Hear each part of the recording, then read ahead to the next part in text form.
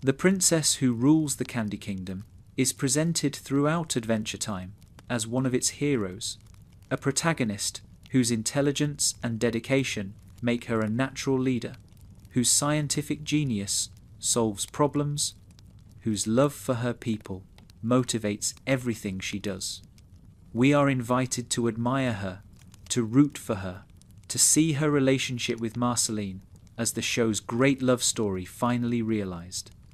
But if we look past the framing, if we examine her actions rather than her intentions, if we judge her by what she does rather than what the narrative tells us to feel about what she does, a different picture emerges.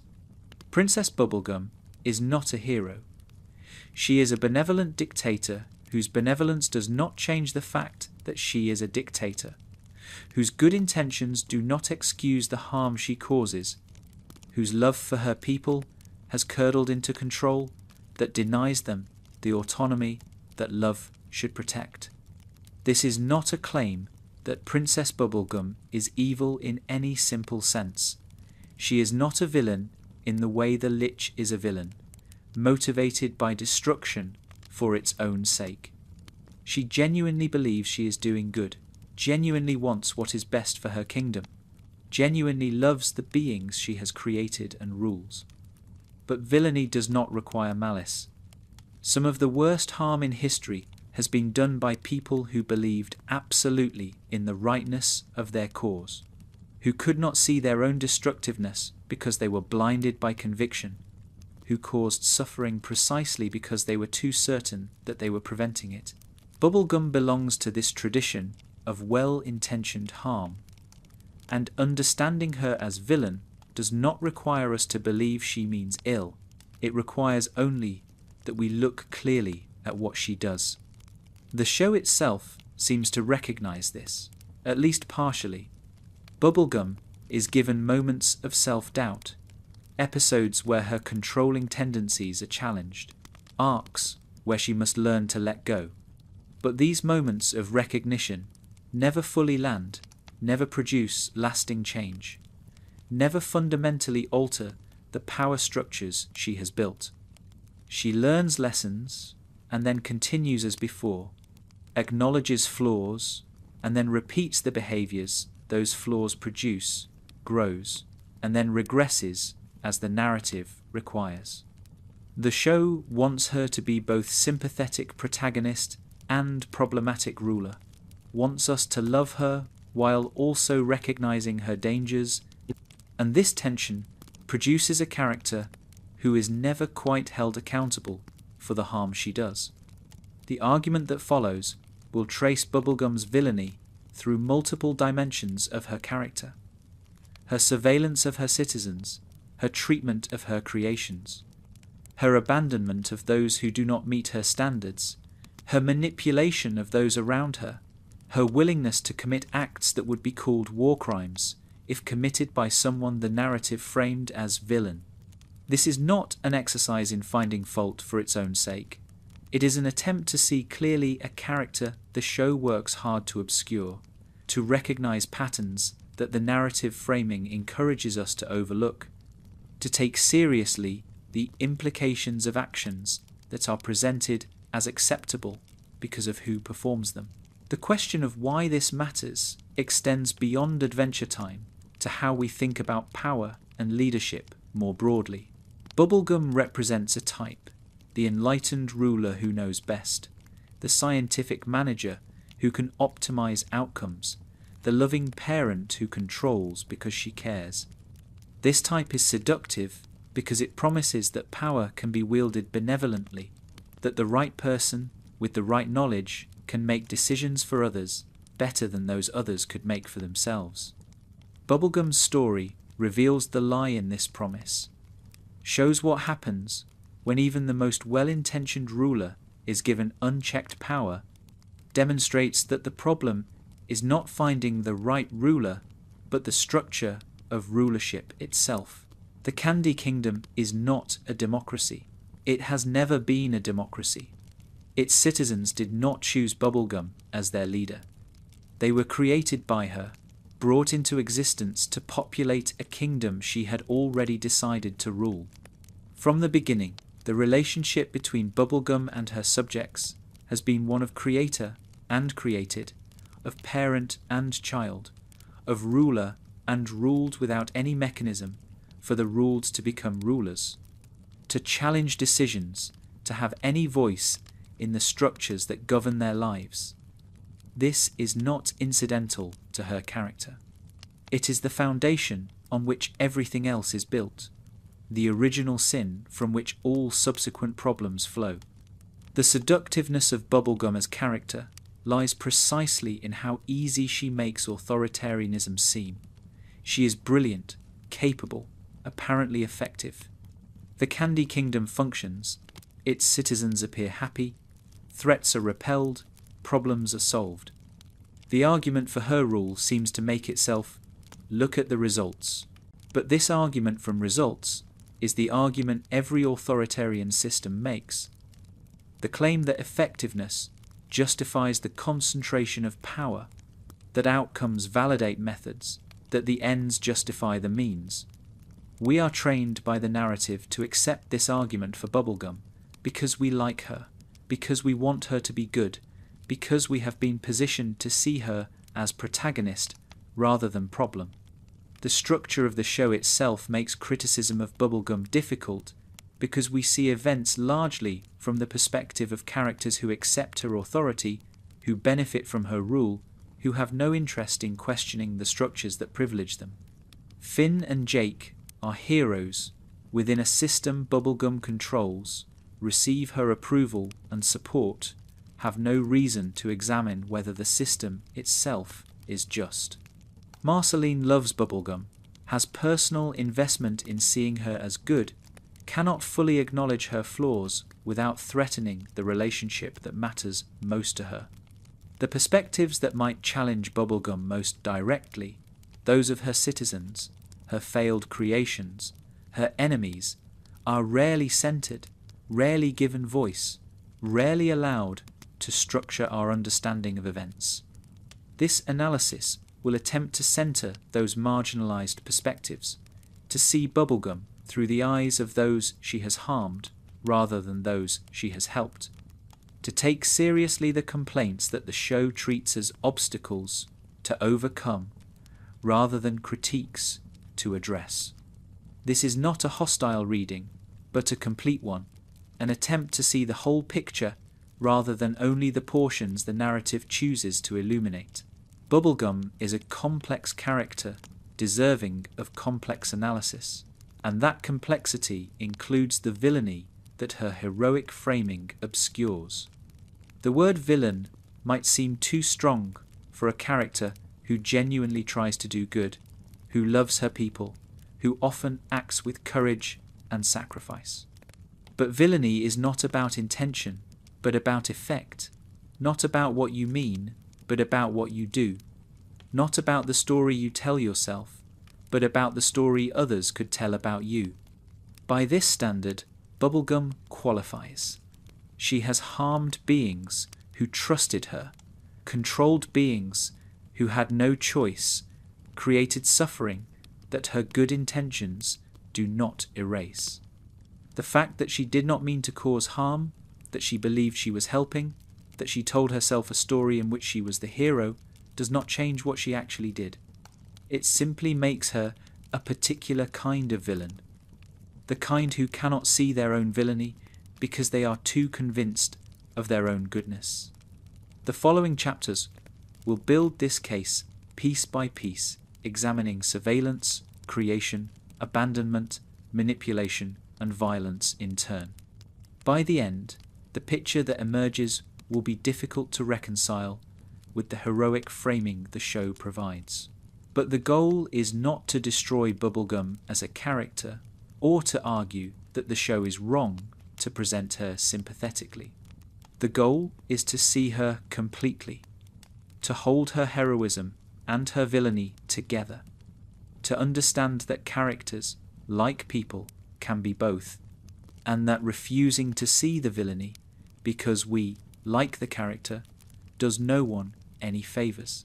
The surveillance state that Bubblegum has constructed in the Candy Kingdom is revealed gradually across the series, each revelation adding another layer to a system of monitoring that would be horrifying if depicted in any other context.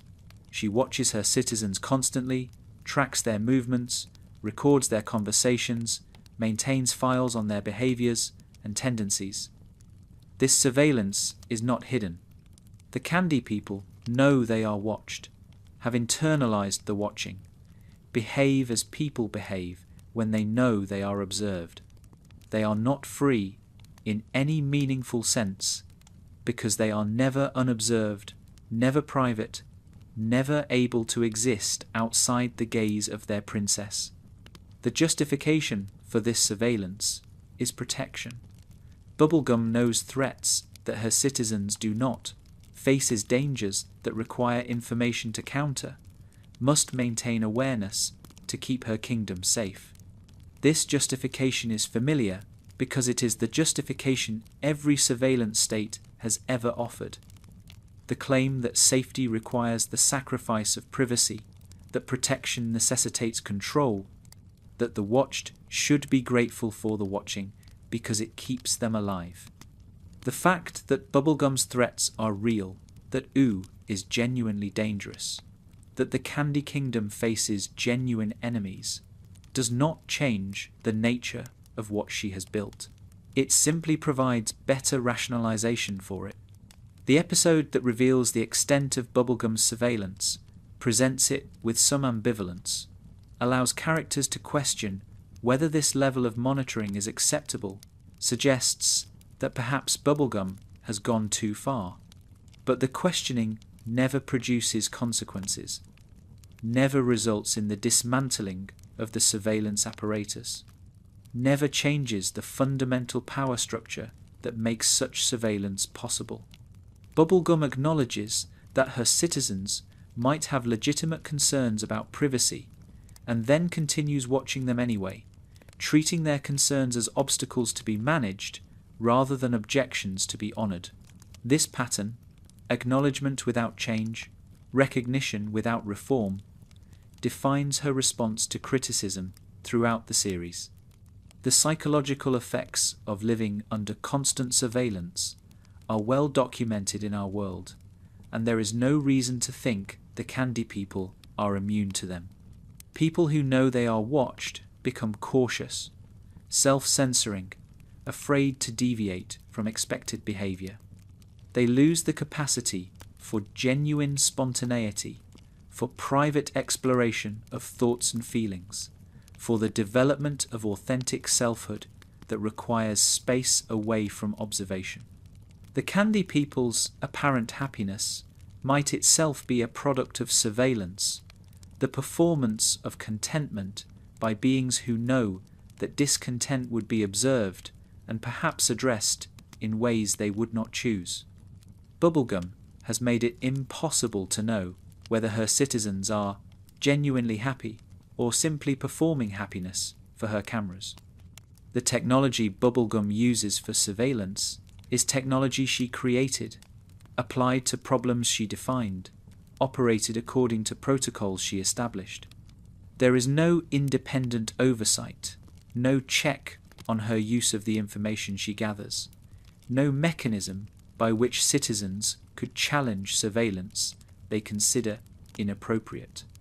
She is the sole arbiter of what constitutes acceptable monitoring, the only judge of when surveillance is necessary, the final authority on how the information gathered will be used. This concentration of power would be dangerous even in the hands of a saint. And Bubblegum, for all her virtues, is not a saint. She is a person with biases and blind spots and personal interests that inevitably shape how she uses the power she has accumulated. The defense of Bubblegum's surveillance often rests on the claim that she truly does know best, that her scientific knowledge and long experience make her uniquely qualified to make decisions for her citizens, that the alternatives would be worse. This defense accepts the premise of benevolent dictatorship, grants that some beings are fit to rule others, concedes that democracy and autonomy might be luxuries that the candy people cannot afford. But this concession is precisely what villainy in the form of benevolent dictatorship requires. The benevolent dictator does not seize power through violence, but through the acceptance of those who believe the dictator's rule is for the best. Bubblegum's power is legitimated by the narrative's insistence that she really is as good as she needs to be for her rule to be acceptable. The show asks us to accept this premise. We should refuse. The specific technologies of surveillance Bubblegum employs are worth examining for what they reveal about the depth of her monitoring. She does not simply observe public spaces, but penetrates private ones. Does not simply track movement, but records conversation. Does not simply gather data, but analyzes it for patterns that reveal thoughts and intentions her citizens might prefer to keep hidden. This is not passive observation, but active investigation. Not security, but intelligence. Not protection, but control. The apparatus she has built would allow her to identify dissent before it becomes public, to address threats before they become actions, to manage her population with a precision that makes resistance almost impossible. The candy people's apparent acceptance of this surveillance does not legitimate it, but rather demonstrates its effectiveness. A population that has been watched from birth, that has never known privacy, that cannot imagine existence outside the gaze of authority, is a population that has been conditioned to accept what should be unacceptable. Their consent is manufactured consent, produced by the very system it is supposed to legitimate. They accept surveillance because they have been raised to accept it, because they lack the conceptual resources to imagine alternatives, because resistance has been made not just dangerous, but literally unthinkable. Bubblegum has created subjects who want what she wants them to want, and their wanting does not make her giving acceptable. The parallel to real-world surveillance states is uncomfortable but necessary. We recognize as dystopian the monitoring of citizens by authoritarian governments, condemn the suppression of privacy as violation of fundamental rights, understand that safety purchased through surveillance is not really safety, but merely a different form of danger. Yet we are invited to see Bubblegum's surveillance as acceptable because she is framed as protagonist, because she genuinely cares about her citizens, because the threats she monitors for are real.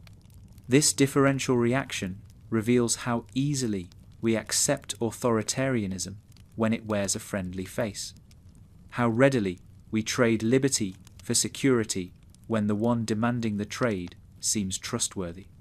The question is not whether Bubblegum uses her surveillance for good purposes, but whether any purpose justifies this level of monitoring, whether any ruler should have this much knowledge of their subjects, whether safety is really served by the elimination of privacy. These questions have answers, and the answers indict Bubblegum regardless of her intentions. Some powers should not exist because they cannot be wielded safely, because their existence creates dangers that outweigh any benefits they might provide, because the concentration of such power in any individual is inherently threatening to the autonomy of everyone subject to it. The specific incidents where Bubblegum's surveillance has been revealed show not just its existence, but its integration into her approach to governance. She uses information gathered through monitoring to make decisions about her citizens, to intervene in situations she would not otherwise know about, to manage problems before they become visible. This proactive management might seem like good governance, but it is governance without consent, intervention without invitation, control without check. Her citizens do not get to decide which aspects of their lives are appropriate for her involvement. She decides, based on information they did not choose to share, in processes they cannot see or challenge. The erosion of trust that surveillance produces affects relationships in ways that go beyond the immediate question of privacy. In a surveilled society, no one can be sure who is watching, who is reporting, whose conversations are being recorded for later analysis. This uncertainty poisons relationships, makes genuine intimacy risky, creates incentives for performance over authenticity. The Candy people's cheerful demeanour, their apparent contentment, their lack of visible dissent, might reflect not genuine happiness, but the rational response to knowing that deviation will be observed. Bubblegum has made sincerity dangerous and performance safe, and the society that results is one where no one can be fully themselves, because being fully yourself means being fully seen. The ethics of creation run through Adventure Time as a persistent theme, and nowhere are they more troubling than in Bubblegum's relationship to the beings she creates. She brings consciousness into existence as a matter of routine, generates sentient beings in her laboratory, populates her kingdom with creatures whose minds she has made. This creation is treated by the show as simply a feature of her character, part of what makes her impressive, evidence of her scientific genius. But creation of consciousness carries moral weight that the show rarely acknowledges, generates obligations that Bubblegum frequently fails to meet, raises questions about consent and autonomy that her cheerful production of new beings systematically ignores. The Candy people did not ask to exist. They were created to serve Bubblegum's vision of what a kingdom should be, brought into being to populate a realm she had already designed, given life to fulfill roles she had already determined. Their existence is instrumental from the beginning, their purpose defined by their creator before they existed to have purposes of their own. This instrumentalization of consciousness is troubling regardless of how well the created beings are subsequently treated, raises questions about whether beings created for a purpose can ever be truly free, suggests that Bubblegum's relationship to her citizens is more like ownership than governance. Lemongrab represents the most dramatic example of Bubblegum's failures as creator, but he is not the only example. Throughout the series, we see beings she has made who struggle, who suffer, who fail to thrive in the world she brought them into. Her response to these failures is rarely to question her own practices of creation, rarely to wonder whether she should be more careful about bringing new consciousness into existence, rarely to accept ongoing responsibility for beings whose existence she caused. Instead, she treats failed creations as problems to be solved or managed, applies her scientific approach to fixing what she made wrong, maintains the stance of engineer toward product rather than parent toward child. The contrast between Bubblegum's treatment of successful and unsuccessful creations reveals something important about her values. Beings who function as intended, who fit into her kingdom without disruption, who fulfill the purposes for which they were created, receive her attention and apparent affection. Beings who do not function as intended, who disrupt her plans, who fail to fulfill their designated purposes, receive exile, management, or neglect. Her love for her creations is conditional on their conformity to her expectations, available to those who succeed and withdrawn from those who fail. This conditional love is not unusual in parent-child relationships, but its presence in Bubblegum's relationship to beings she literally constructed reveals the depth of her instrumentalization of consciousness. The show's framing encourages us to see Bubblegum's creation of life as analogous to scientific achievement, comparable to invention or discovery, rather than to reproduction or parenthood. This framing obscures the moral weight of what she does by treating consciousness as product rather than person, as output rather than being. When we see Bubblegum create a new candy person, we are invited to admire her skill rather than to ask whether this creation was necessary, whether the created being consented to existence, whether Bubblegum is prepared to provide the ongoing care that consciousness requires.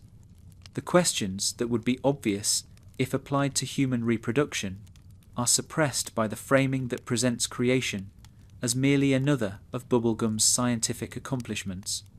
The candy people's vulnerability adds another dimension to the ethics of their creation. They are fragile, prone to exploding when frightened, dependent on structures Bubblegum provides for their survival. She has created beings who cannot exist without her protection, whose vulnerability ensures their dependence, whose fragility guarantees they will need her forever.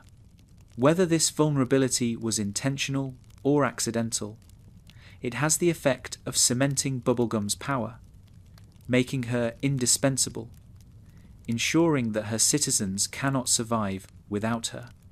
A more charitable interpretation would attribute this vulnerability to accident rather than design, but the effect is the same regardless of intention. A population that cannot leave, cannot resist, cannot imagine existence apart from the princess who made them. The sheer number of beings Bubblegum has created raises questions about the casualness with which she approaches the generation of consciousness. She does not create rarely, carefully, with full awareness of the responsibility each new being represents.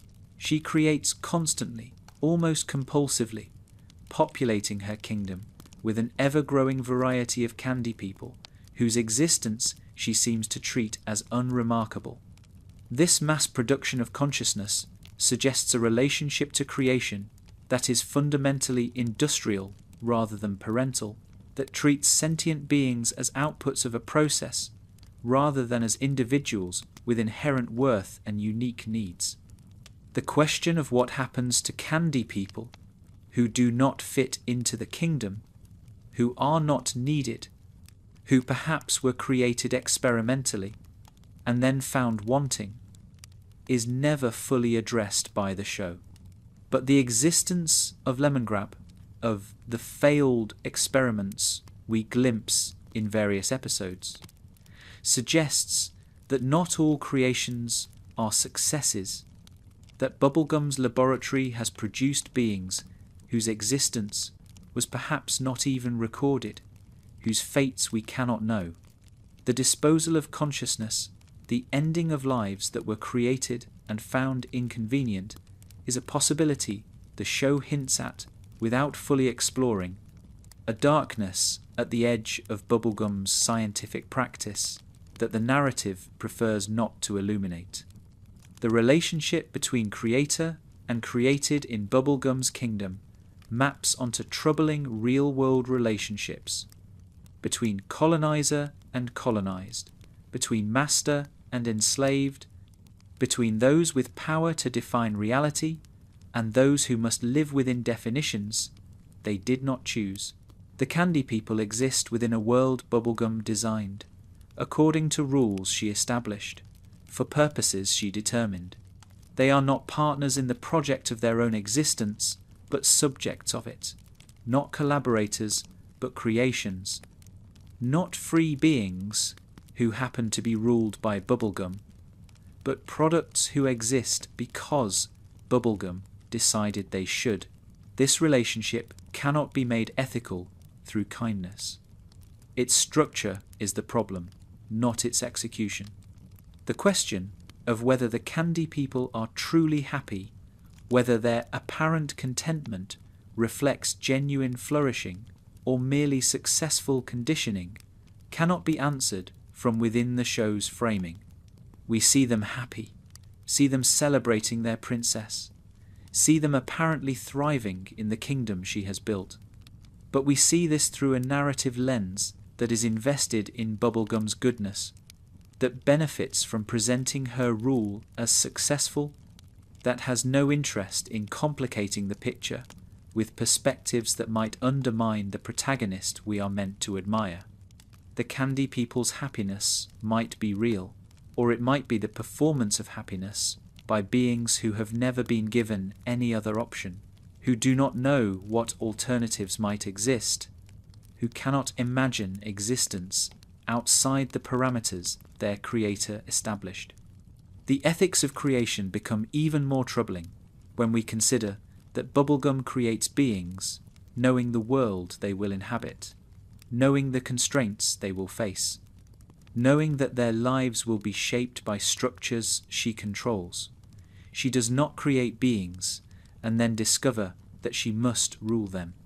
She creates beings specifically to populate a kingdom she has already established, to serve purposes she has already defined, to fill roles in a society she has already designed.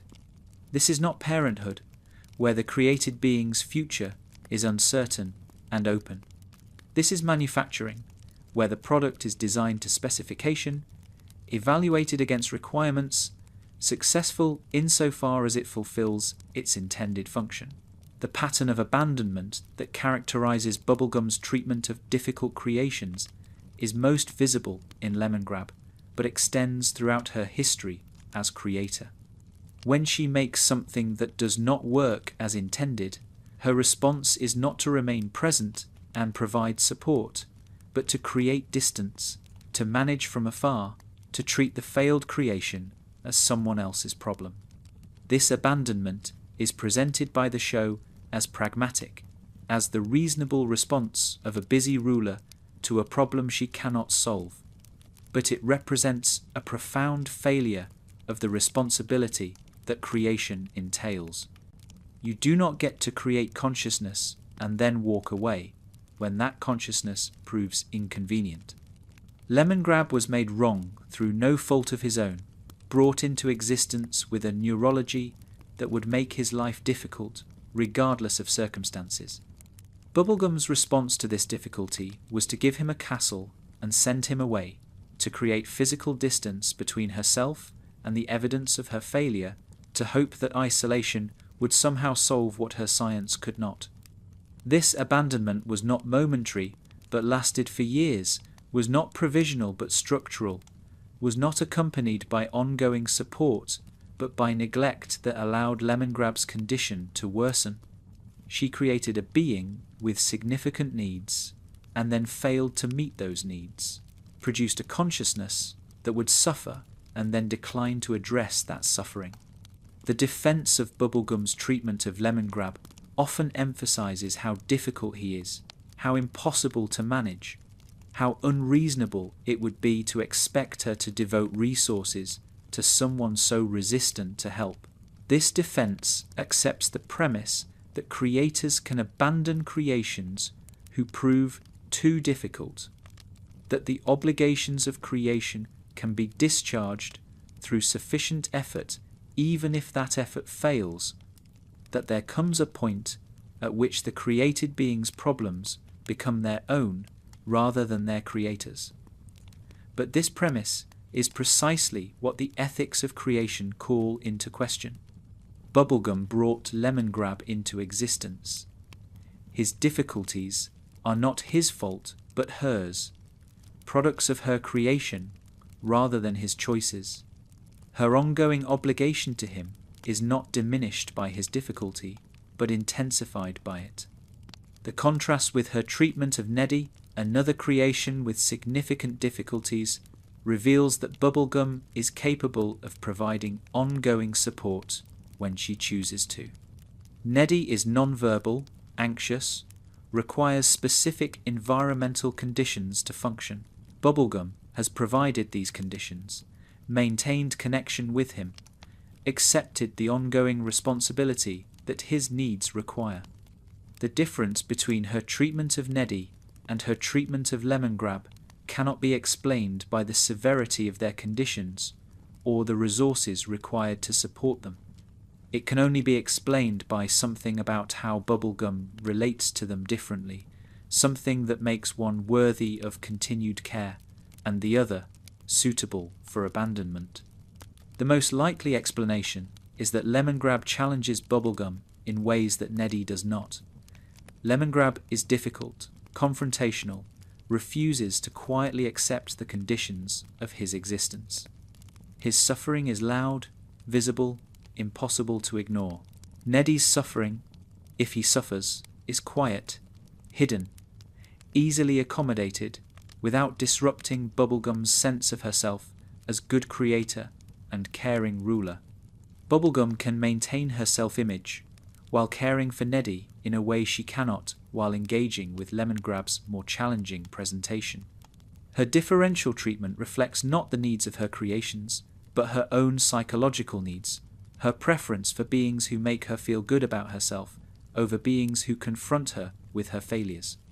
This preferential treatment of easy creations over difficult ones is not unique to Bubblegum, but reflects patterns common in human relationships, particularly parental ones. Parents often find it easier to connect with children who conform to expectations, who succeed in expected ways, who reflect well on parental choices. Children who struggle, who challenge, who fail to meet expectations often receive less support precisely when they need more, creating cycles of difficulty that compound over time. Bubblegum's treatment of her creations mirrors these patterns, with the added dimension that she literally created the beings whose difficulties she now declines to adequately address. She made them wrong, and she refuses to fully accept what that making requires of her. The psychological mechanisms behind this differential treatment likely involve defense against recognition of her own failure. Lemongrab's struggles represent evidence that Bubblegum is not the perfect creator she might like to believe herself to be, that her science can produce suffering as well as success, that her mastery is not as complete as her position requires her to project.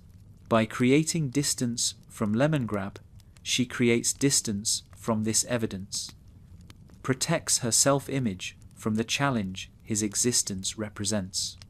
Neddy's quieter difficulties can be managed without this challenge to her self-concept, can be framed as care rather than as acknowledgement of failure.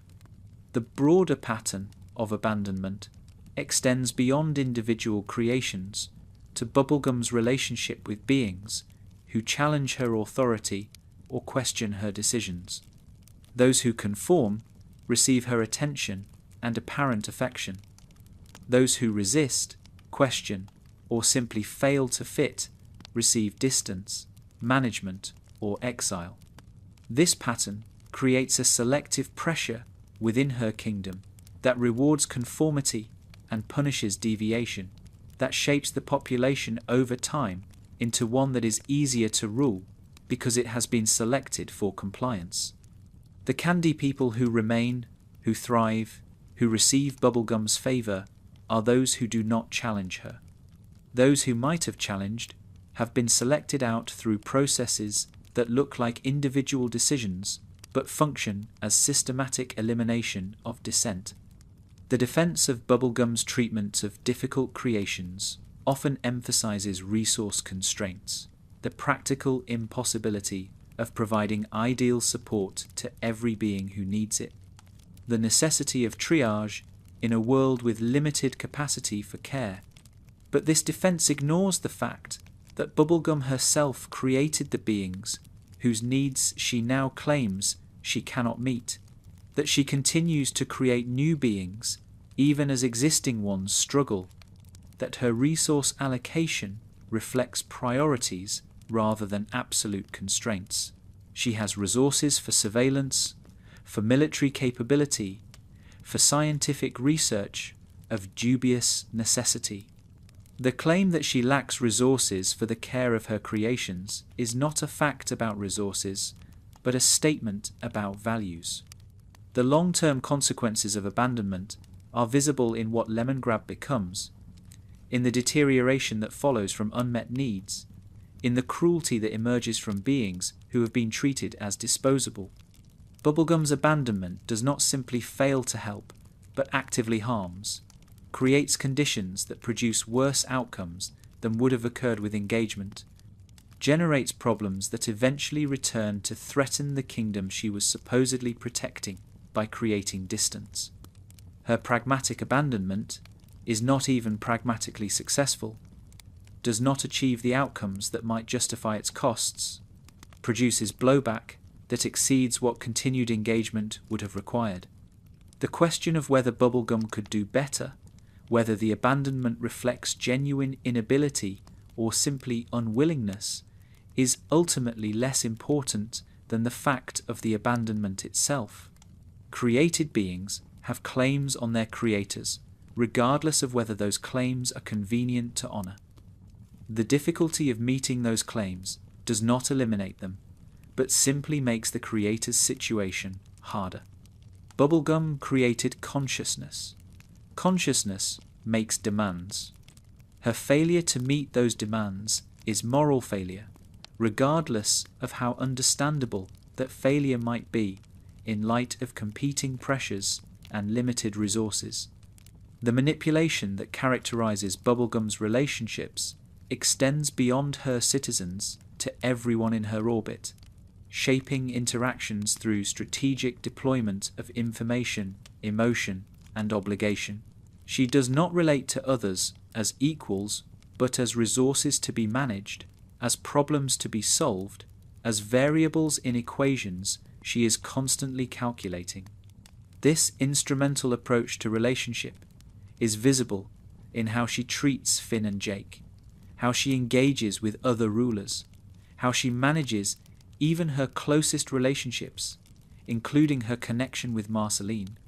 People are useful or they are obstacles, and her treatment of them follows from this assessment rather than from genuine regard for their autonomy and interests. The relationship with Finn provides the clearest example of Bubblegum's manipulative tendencies because it spans the entire series and involves a significant power differential. Finn is a child when they meet, a teenager through most of the show, a young hero eager to prove himself and desperate for the approval of figures he admires. Bubblegum is centuries old, experienced in the management of people, fully aware of Finn's vulnerabilities and how to exploit them. She uses his crush on her to motivate his service, deploys his heroic self-image to get him to take risks on her behalf, treats his emotional investment in her as a resource to be leveraged rather than a vulnerability to be protected. The defense of Bubblegum's treatment of Finn often emphasizes that she genuinely cares about him, that she tries to protect him, that she eventually helps him grow past his inappropriate attachment to her. These defenses have merit. She is not simply using Finn and discarding him, but care that coexists with manipulation is still manipulation. And Bubblegum's care for Finn does not negate her willingness to exploit his feelings when exploitation serves her purposes. She can genuinely want what is best for him while also treating him as a means to her ends, can care about his well-being while also using his desire for her approval to motivate behavior she needs from him. The pattern of sending Finn into danger on her behalf, of benefiting from his willingness to risk himself while maintaining plausible deniability about having requested the risk, recurs throughout the series. She does not order him to fight her battles. She simply presents situations where fighting is the obvious response, where his heroic self-image will compel him to act, where she can benefit from his actions while claiming that the choice was his. This is manipulation through context rather than command, the creation of situations where the manipulated party believes they are choosing freely while actually responding to pressures the manipulator has carefully constructed. Jake, less susceptible to Bubblegum's particular forms of influence because he lacks Finn's romantic investment, nonetheless gets swept into her projects through his connection to Finn and his general willingness to help. Bubblegum's treatment of Jake is less manipulative than her treatment of Finn, because Jake offers fewer vulnerabilities to exploit, but it is also less personal, more purely instrumental. Jake is useful when he is useful and irrelevant when he is not. Her relationship with him lacks the complexity of her relationship with Finn because Jake does not offer the same opportunities for emotional leverage. The broader pattern of Bubblegum's relationships suggests a fundamental difficulty with genuine connection, an inability or unwillingness to relate to others outside frameworks of utility and control. Even her relationship with Marceline, presented by the show as genuine love, has elements of this pattern, moments where Bubblegum treats Marceline as a problem to be managed or a resource to be deployed rather than as a partner to be respected. The love between them is real, but it coexists with dynamics that would be troubling in any relationship, patterns of control and manipulation that Bubblegum seems unable to fully abandon, even with someone she genuinely loves. The question of whether Bubblegum is aware of her manipulation is difficult to answer definitively. Sometimes she seems genuinely surprised when her calculations are exposed, as though she had not recognized what she was doing. Other times she seems fully aware, defending her approach as necessary given her responsibilities. This ambiguity might reflect the show's reluctance to fully commit to depicting her as manipulative, or it might reflect something true about how manipulation works, how those who manipulate often do not experience their actions as manipulation because they believe so thoroughly in the rightness of their goals. The distinction between manipulation and influence is worth examining because it illuminates what makes Bubblegum's approach problematic. Influence is inevitable in relationships, is part of how beings who care about each other shape each other's choices and behaviors. Manipulation is influence that bypasses the other person's rational agency, that works through deception or exploitation of vulnerability rather than through honest persuasion. Bubblegum's treatment of Finn crosses this line regularly, uses his emotional vulnerabilities rather than engaging his rational capacity, shapes his choices without his awareness that they are being shaped. This is manipulation, regardless of whether she consciously intends it as such. The power differential between Bubblegum and most of the people she manipulates makes her manipulation more troubling than it would be between equals. She is older, more powerful, more knowledgeable, more secure in her position.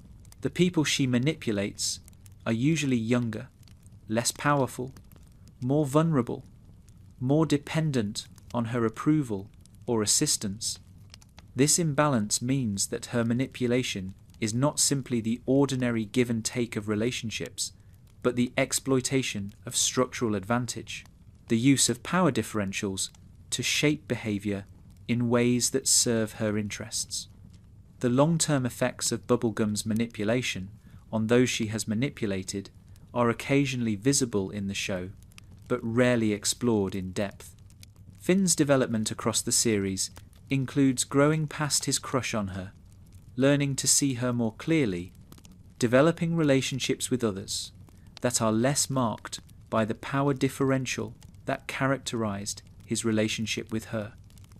This growth might be read as evidence that her manipulation did not ultimately harm him, but it might also be read as evidence of how much work was required to overcome that harm, how much Finn had to grow before he could relate to her as something other than a manipulated instrument of her purposes. The other princesses of Ooo provide additional examples of Bubblegum's manipulative approach to relationship. She positions herself as coordinator among equals, while actually maintaining clear hierarchical advantage. She shares information strategically, building alliances through selective disclosure and concealment. She cultivates relationships that serve her strategic interests while maintaining the appearance of genuine friendship. The other princesses may or may not recognize what she is doing, but regardless of their recognition, the dynamic serves Bubblegum's purposes more reliably than it serves theirs. The cumulative effect of Bubblegum's manipulation is a social network entirely oriented around her interests, a web of relationships that all serve her purposes, while appearing to be simply the natural connections that form between characters in a long-running show. This network is not accidental but constructed, not organic but engineered, not mutual but asymmetric in ways that consistently favor her. She is at the center because she has positioned herself at the center, controls the network because she has built it to be controlled, benefits from the relationships because she has designed them to benefit her.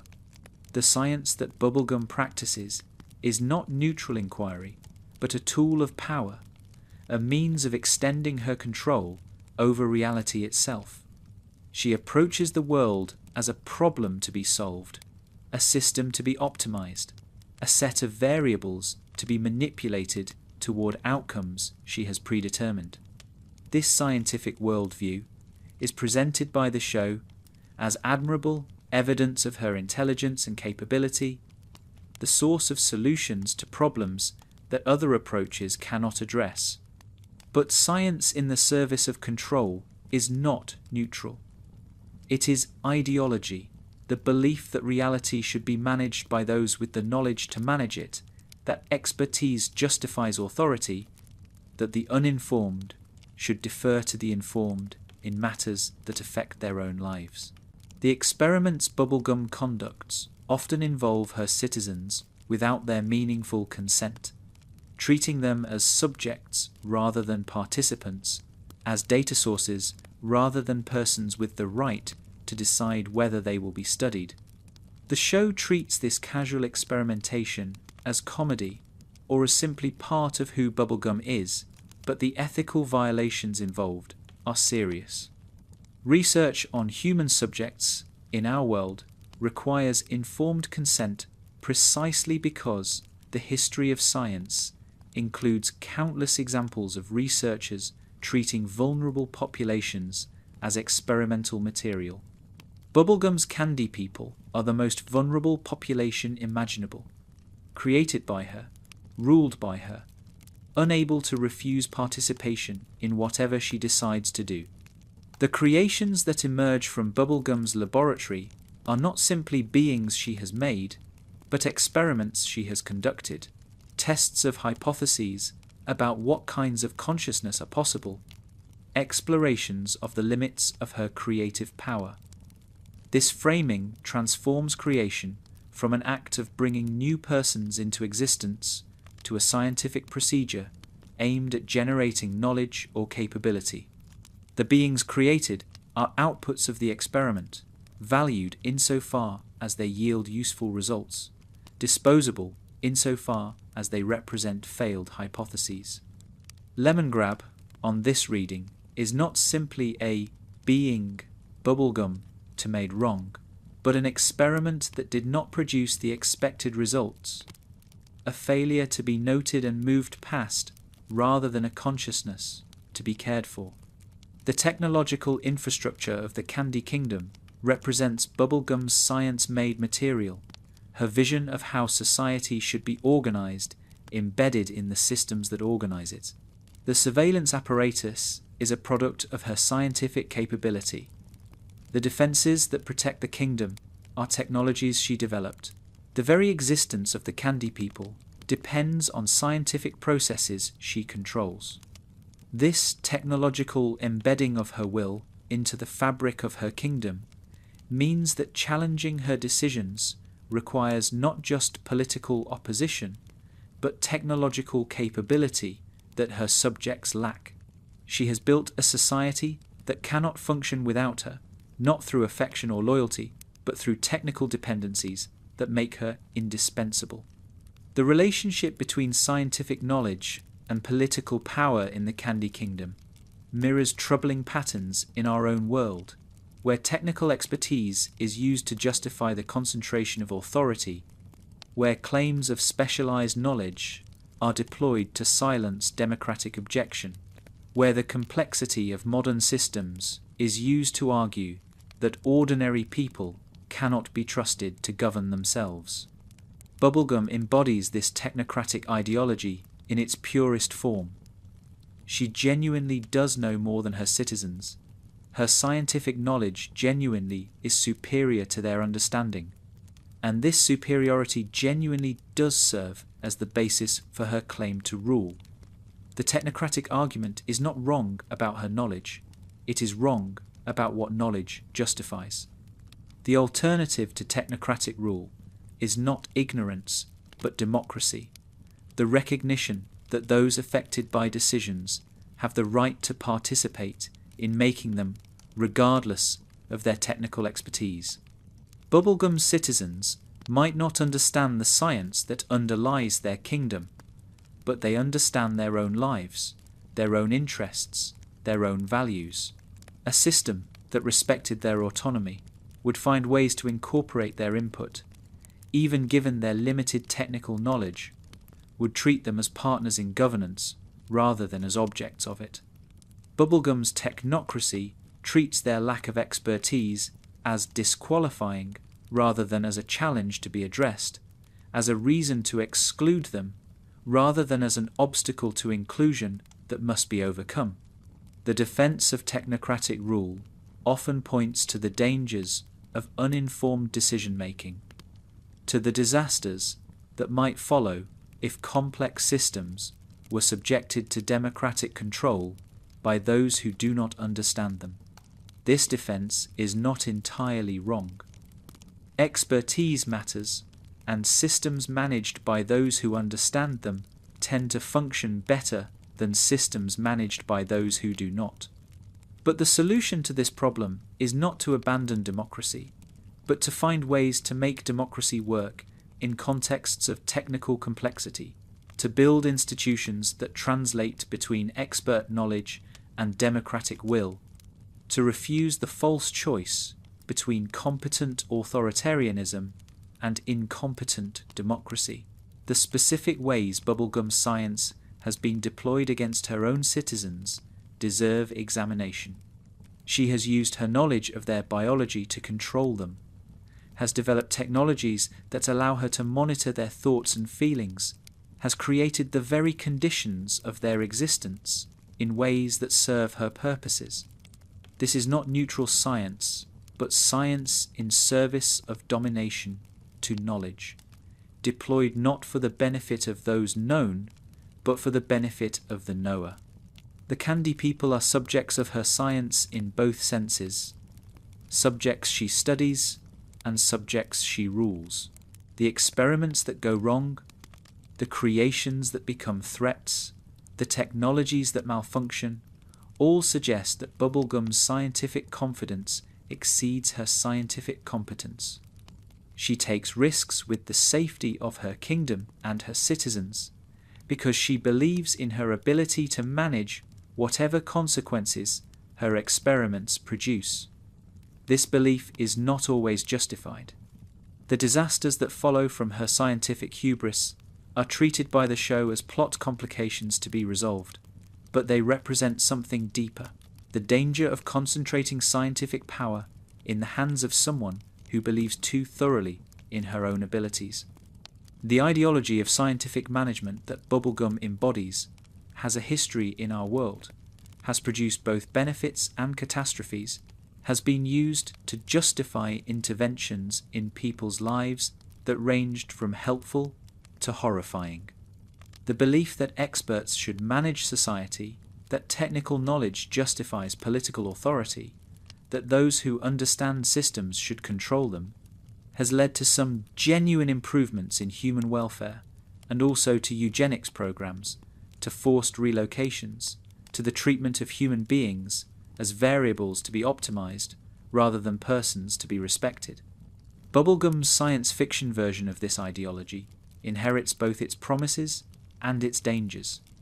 The Candy people cannot evaluate Bubblegum's scientific decisions because they lack the knowledge to evaluate them, but this inability is itself a product of her choices.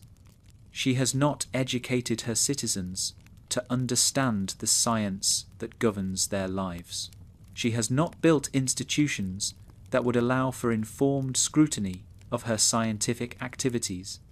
She has maintained herself as the sole expert, the only one qualified to judge her own work, the source of all scientific authority in the kingdom.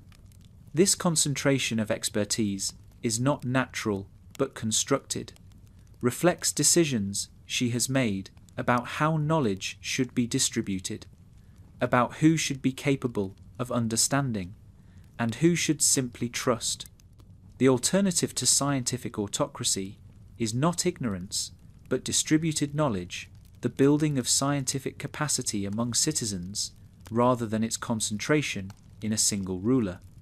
Bubblegum could have trained scientists, could have built institutions for scientific education and oversight, could have created a kingdom where her expertise was one source of knowledge among many, rather than the only source. Her failure to do this reflects not the impossibility of distributed science, but her preference for concentrated power, her choice to maintain herself as indispensable, rather than to build a kingdom that could function without her. The willingness to use violence that Bubblegum displays throughout the series would be recognized as villainy if it characterized someone the narrative framed as villain.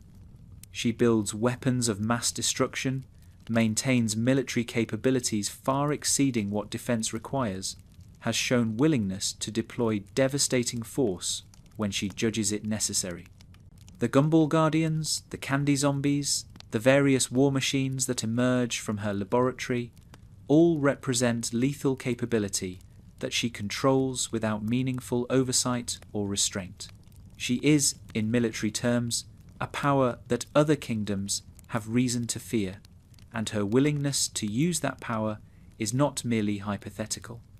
The specific instances where Bubblegum has deployed violence reveal patterns that complicate any simple assessment. She uses force against genuine threats, against enemies who would destroy her kingdom, against dangers that require powerful response. But she also uses force preemptively against beings who have not yet attacked, against threats she has identified through surveillance rather than through their actions. The line between defense and aggression becomes blurry when the defender has the capability to strike first, and the judgment to decide when striking first is justified. Bubblegum has arrogated to herself the decision of when violence is appropriate, and her decisions have not always been clearly defensive. The war with the Fire Kingdom, that features in several episodes, demonstrates Bubblegum's approach to conflict at its most troubling. She engages in manipulation, deception, and strategic maneuvering that treats war as a game to be won rather than a catastrophe to be avoided. Her scientific approach extends to military matters, treating conflict as a problem to be solved through superior strategy rather than through negotiation or compromise. The lives at stake, on both sides, seem to register primarily as variables in her calculations rather than as persons whose suffering should be prevented. She is good at war, and her skill at it reveals something about how she thinks. The creation of weapons capable of massive destruction raises ethical questions that Bubblegum never seems to grapple with seriously. She builds these weapons because she can, because they might be useful, because having capability is better than lacking it. But the existence of such weapons is itself a danger, a temptation to use them, a provocation to those who might fear them. A leader genuinely committed to peace would hesitate before creating weapons that make peace more fragile. Bubblegum creates them without apparent hesitation, confident in her own judgment about when they should be used, unbothered by the risk that their existence creates. The comparison to real-world leaders who have developed weapons of mass destruction is uncomfortable but necessary. We recognize as dangerous the concentration of such capability in the hands of any individual. Understand that the existence of such weapons creates instabilities that threaten everyone. Have developed international frameworks aimed at limiting their spread precisely because no leader can be trusted with unlimited destructive power. Bubblegum exists outside any such framework, constrained only by her own judgment, possessing capabilities that could devastate Ooh if she chose to deploy them. The show trusts her not to make that choice. We should be less trusting. The violence Bubblegum has committed or enabled is not limited to military matters, but extends to her treatment of individuals who threaten her interests. The Lich obviously requires violent response. But other beings who have simply been inconvenient, who have challenged her authority, who have interfered with her plans, have also been met with force, or the threat of force. The line between self-defense and aggression, between necessary violence and convenient violence, is one that Bubblegum crosses with some regularity, confident in the rightness of her judgment, untroubled by the possibility that her judgment might be wrong. The normalization of violence in the Candy Kingdom is itself a product of Bubblegum's rule, a consequence of her approach to threats, a result of the military culture she has cultivated. The Candy people have been taught to see violence as acceptable when deployed by their princess, to trust her judgment about when force is necessary, to accept casualties as the price of security. This normalization makes resistance to her military decisions nearly impossible.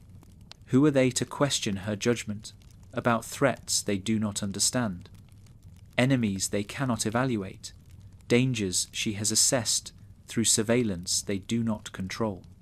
The psychological costs of living in a militarized society, even one that is not actively at war, deserve attention because they shape who the Candy people are and who they can become.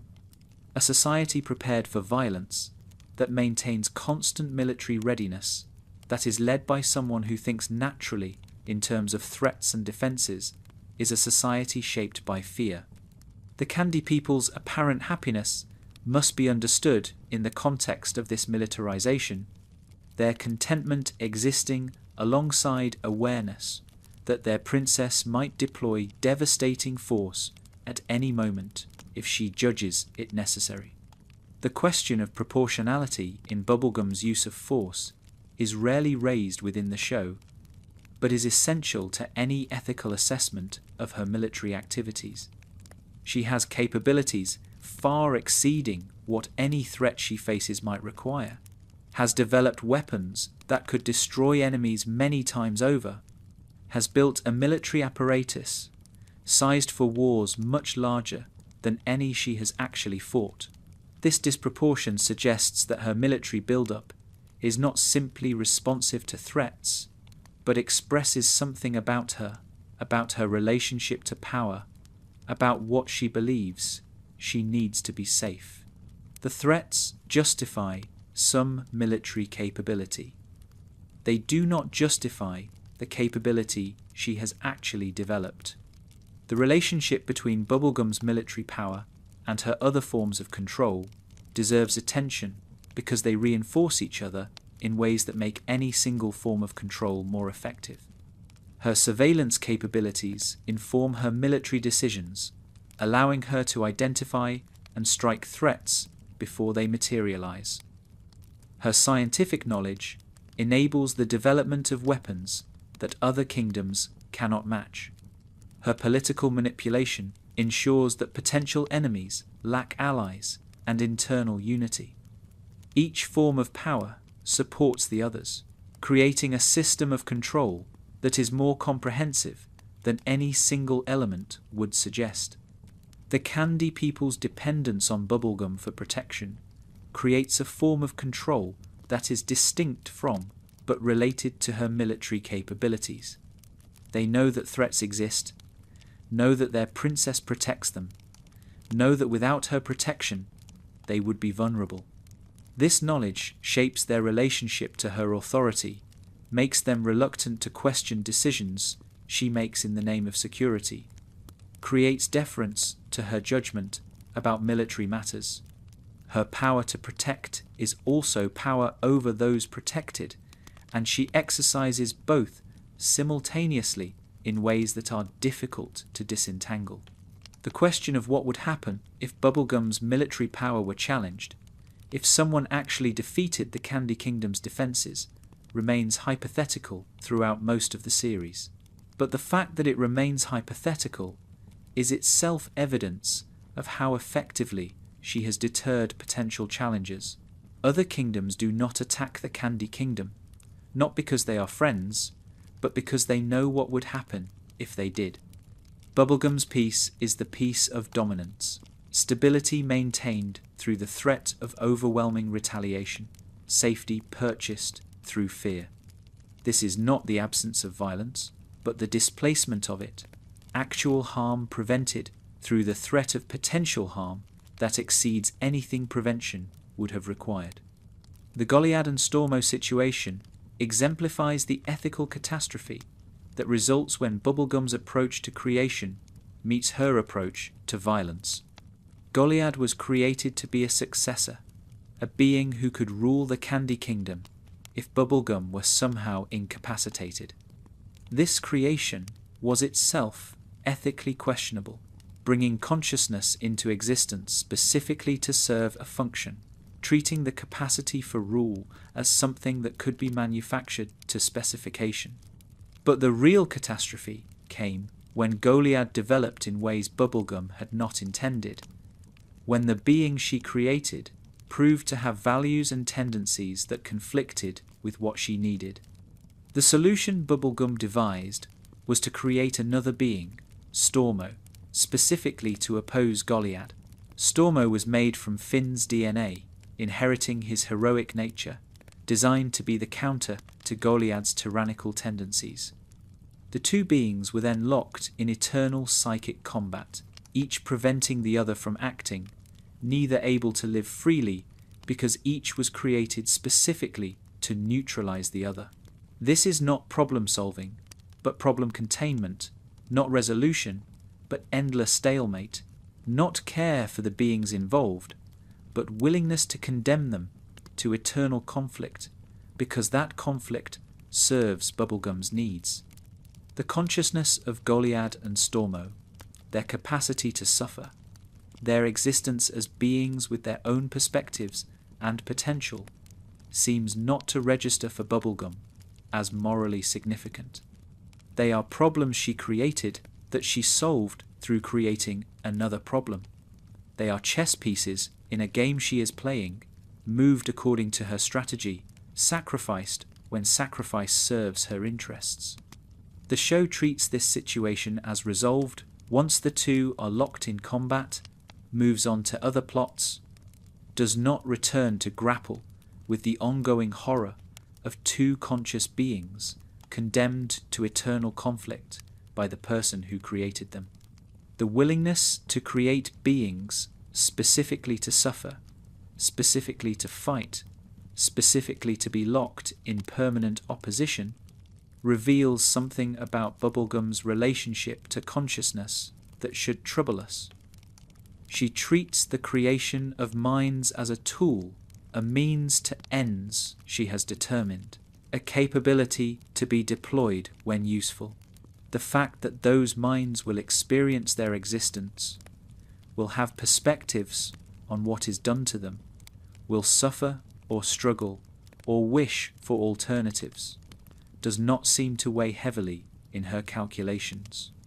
She creates, and the created must live with what she has made them, must exist in the circumstances she has designed, must accept that their existence serves her purposes even when those purposes require their suffering, This pattern extends beyond Goliad and Stormo to other creations whose existence seems designed more for Bubblegum's needs than for their own flourishing.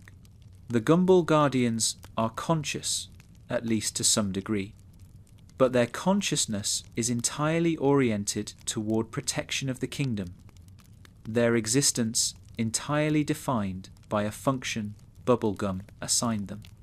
The Candy People themselves exist because Bubblegum wanted subjects, wanted a kingdom to rule, wanted population for the society she was building. Their existence serves her vision, fulfills her purposes, even as they experience that existence as their own lives, with their own meanings. The question of whether created beings have the same moral status as beings who came into existence through other means is philosophically complex, and the show does not resolve it definitively. But the show's own framing treats the Candy People as persons, as beings with their own interests and rights, as characters whose well-being matters.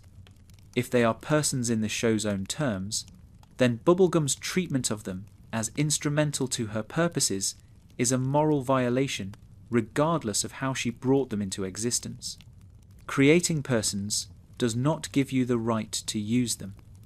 It gives you the responsibility to treat them as ends in themselves, rather than as means to your ends. The broader implications of Bubblegum's approach to creation extend to questions about responsibility and care that any creator must face. When you bring consciousness into existence, you take on obligations to that consciousness, obligations that persist regardless of whether the created being is convenient or inconvenient, successful or failed, useful or useless. Bubblegum's willingness to create beings for specific purposes, to discard or contain creations that do not serve those purposes, represents a failure to take seriously the moral weight of creation. She makes minds and then treats those minds as resources rather than as persons. The Goliad and Stormo situation is not an isolated incident, but the most extreme example of a pattern that runs through Bubblegum's entire history as creator. She creates instrumentally, bringing consciousness into existence because she needs something that consciousness can provide. When the consciousness proves not to provide what she needed, or proves to provide something she did not want, she manages the problem rather than accepting the responsibility. Lemongrab in his castle, Goliad and Stormo in eternal combat, the failed experiments we glimpse in various episodes, all represent beings brought into existence by Bubblegum, and then managed rather than cared for when they proved problematic.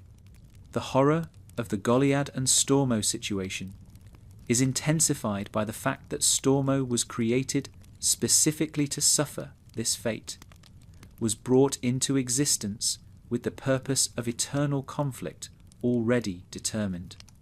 Goliad, at least, was created with the hope that she would rule well, even if that hope proved unfounded. Stormo had no such hope.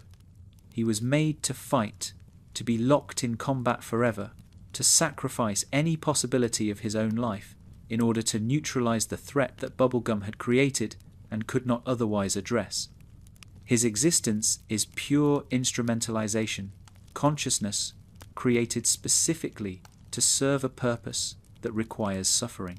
The fact that Stormo seems to accept his fate, seems to embrace the heroism of eternal sacrifice, does not make his creation ethical. He was made with Finn's DNA, given Finn's heroic disposition, designed to want exactly what Bubblegum needed him to want. His acceptance is not free choice, but engineered disposition, not virtue, but programming, not heroism, but manipulation built into the structure of his being. Bubblegum created a being who would want to sacrifice himself and then congratulated herself on finding a solution to the Goliad problem. The solution was manufactured consent, the creation of a being who would agree to suffering because he was made to agree. The parallel to real-world questions about creating beings with specific dispositions, about whether engineering consent is still consent, about the ethics of making minds that want what you want them to want, is uncomfortable but important. If we created humans designed to enjoy servitude, would their enjoyment make servitude acceptable? If we created beings who wanted to suffer, would their wanting make their suffering ethical? Stormo suggests that Bubblegum's answer to these questions is yes, that consent matters only as a formal requirement to be satisfied, that engineering consent is acceptable when genuine consent is unavailable. This answer is morally monstrous, regardless of how the show's framing encourages us to see it as acceptable. The show's treatment of the Goliad and Stormo situation as a problem that has been solved, rather than as an ongoing atrocity, reflects its broader tendency to accept Bubblegum's framing of her own actions.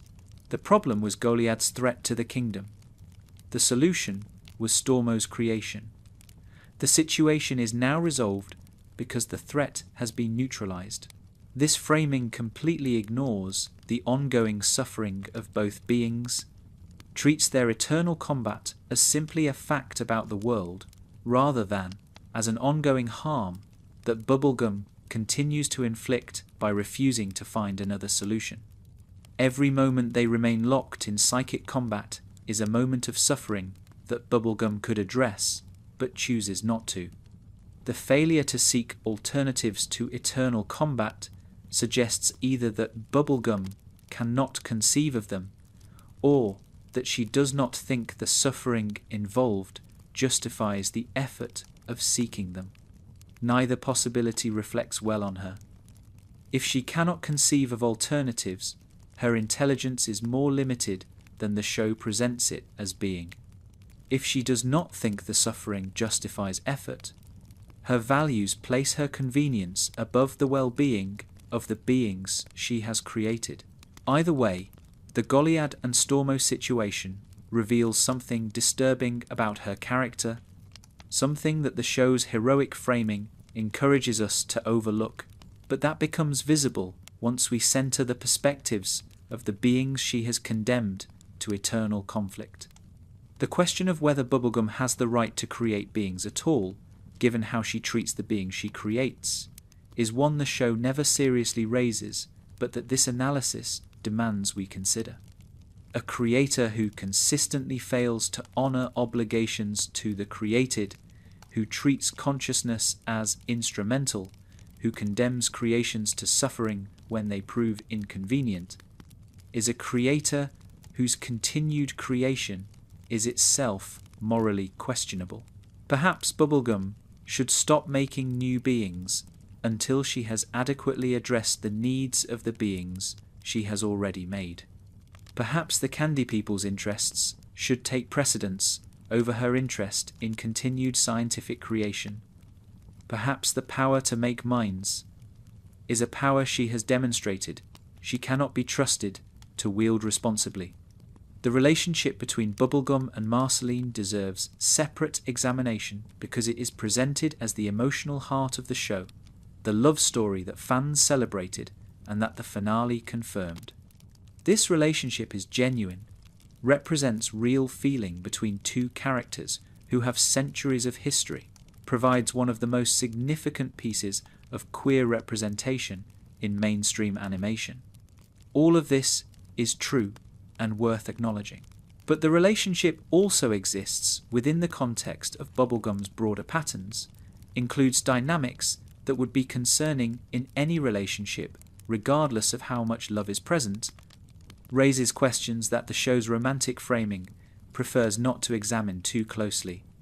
The history between Bubblegum and Marceline, revealed gradually through flashbacks and references, includes significant periods of estrangement that the show attributes to both characters' difficulties. But the specific shape of these difficulties often involves Bubblegum's controlling nature, her inability to prioritize relationship over kingdom, her expectation that Marceline should adapt to her needs rather than the reverse. Marceline's wildness, her resistance to constraint, her refusal to be managed are presented as sources of friction. But from another perspective, these qualities are simply Marceline asserting autonomy that Bubblegum struggles to accept, demanding to be treated as a partner rather than as another subject to be managed. The song that Marceline sings about their relationship, expressing anger and hurt at how Bubblegum treated her, gives voice to experiences the show's framing often obscures. She felt dismissed, treated as a problem, pushed away by someone who claimed to care, but whose actions consistently communicated other priorities. The emotional truth of that song suggests wounds that run deep, damage that persists despite eventual reconciliation, patterns that caused real harm regardless of whether they were intended to. Bubblegum's treatment of Marceline was not simply a difficult situation navigated imperfectly. It was a pattern of prioritization that told Marceline repeatedly that she mattered less than other concerns. The reconciliation that eventually occurs happens on terms that do not fully address these underlying patterns. Bubblegum softens, becomes more willing to express vulnerability, learns to show affection more openly. But she does not fundamentally change her relationship to control, does not abandon the prioritization of kingdom over partner that caused problems before, does not transform into someone who treats Marceline as an equal rather than as someone whose needs must be balanced against other, often more pressing concerns.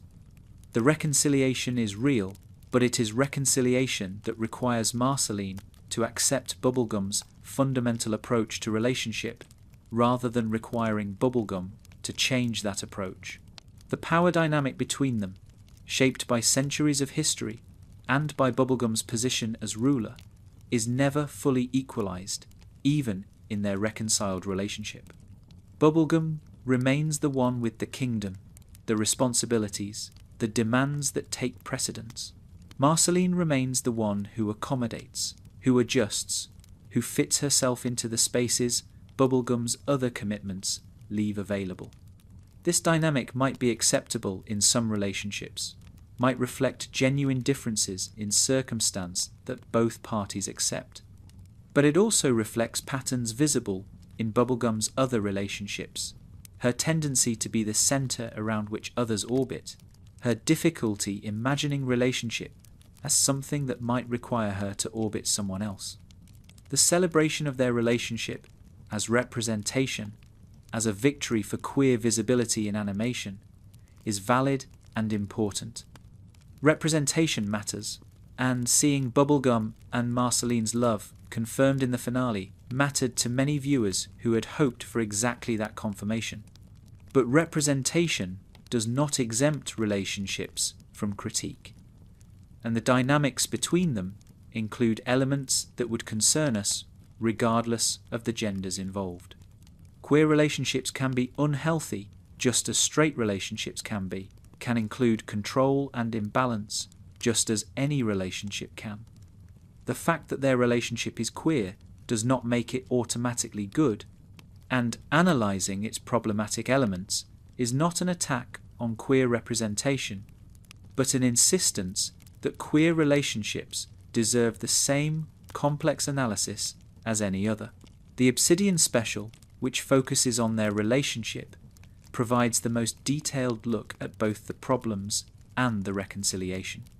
The flashback to their breakup shows Bubblegum refusing to publicly acknowledge their relationship, prioritizing her image as ruler over Marceline's need for recognition.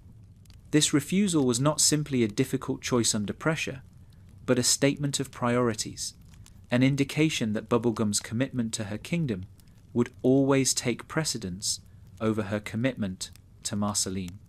The wound this caused was deep enough to persist for centuries, to require the entire plot of the special to address, to leave scars that even reconciliation cannot fully heal. The present-day portion of the special shows them reconciled but still navigating the patterns that caused problems before. Bubblegum is still the one with responsibilities, still the one whose kingdom demands attention, still the one whose priorities shape what is possible for the relationship. Marceline is still the one who accommodates, who adjusts, who fits herself into the spaces available.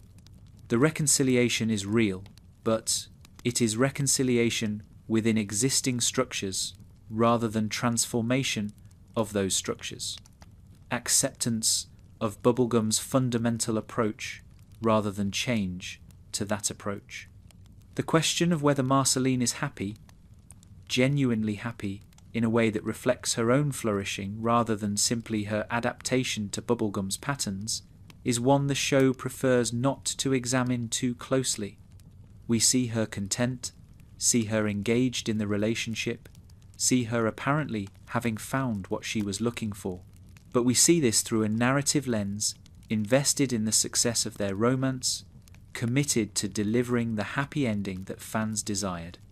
A more critical lens might ask whether Marceline's happiness involves too much compromise, whether she has accepted dynamics she once resisted, whether her contentment reflects growth or defeat. The alternative, a reading that sees their reconciliation as genuine transformation, that believes Bubblegum has changed enough for the relationship to be healthy, is also available and might be correct. People do change. Relationships do evolve. The Bubblegum of the finale might be genuinely different from the Bubblegum who broke Marceline's heart centuries before.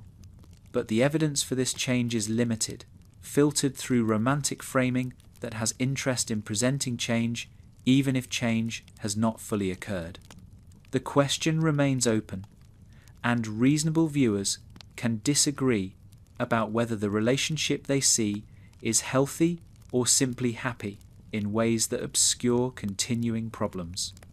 The specific dynamics of their relationship in the present, as depicted in the finale and subsequent specials, show patterns that might be read as either healthy accommodation or problematic continuation of old dynamics.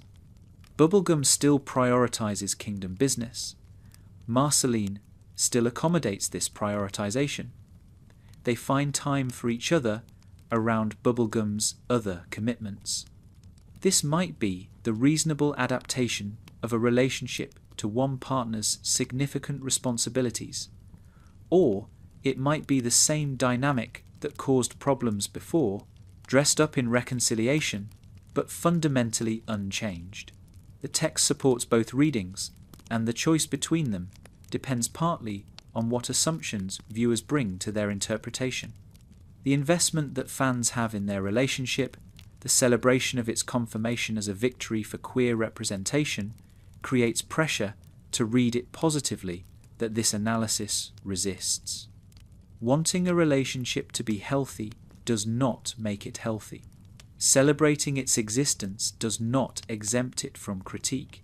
The cultural significance of their relationship is real, but cultural significance and relational health are different things, and conflating them does a disservice to both the analysis of fictional relationships and the understanding of what makes real relationships work. The question of whether Bubblegum could be different, whether her controlling tendencies are essential to her character or contingent features that might change, is one the show raises without fully resolving. She has moments of apparent growth, episodes where she recognizes the harm her control causes, arcs where she seems to learn from mistakes. But these moments never produce lasting transformation, never fundamentally alter the patterns that define her character, never result in the kind of change that would make her villainy a past phase rather than an ongoing reality. She remains who she has always been, controlling and manipulative and certain of her own rightness, regardless of the lessons she seems to learn along the way. This lack of fundamental change might reflect something true about character, about how difficult it is for people to really transform their core patterns, even when they recognize those patterns as problematic.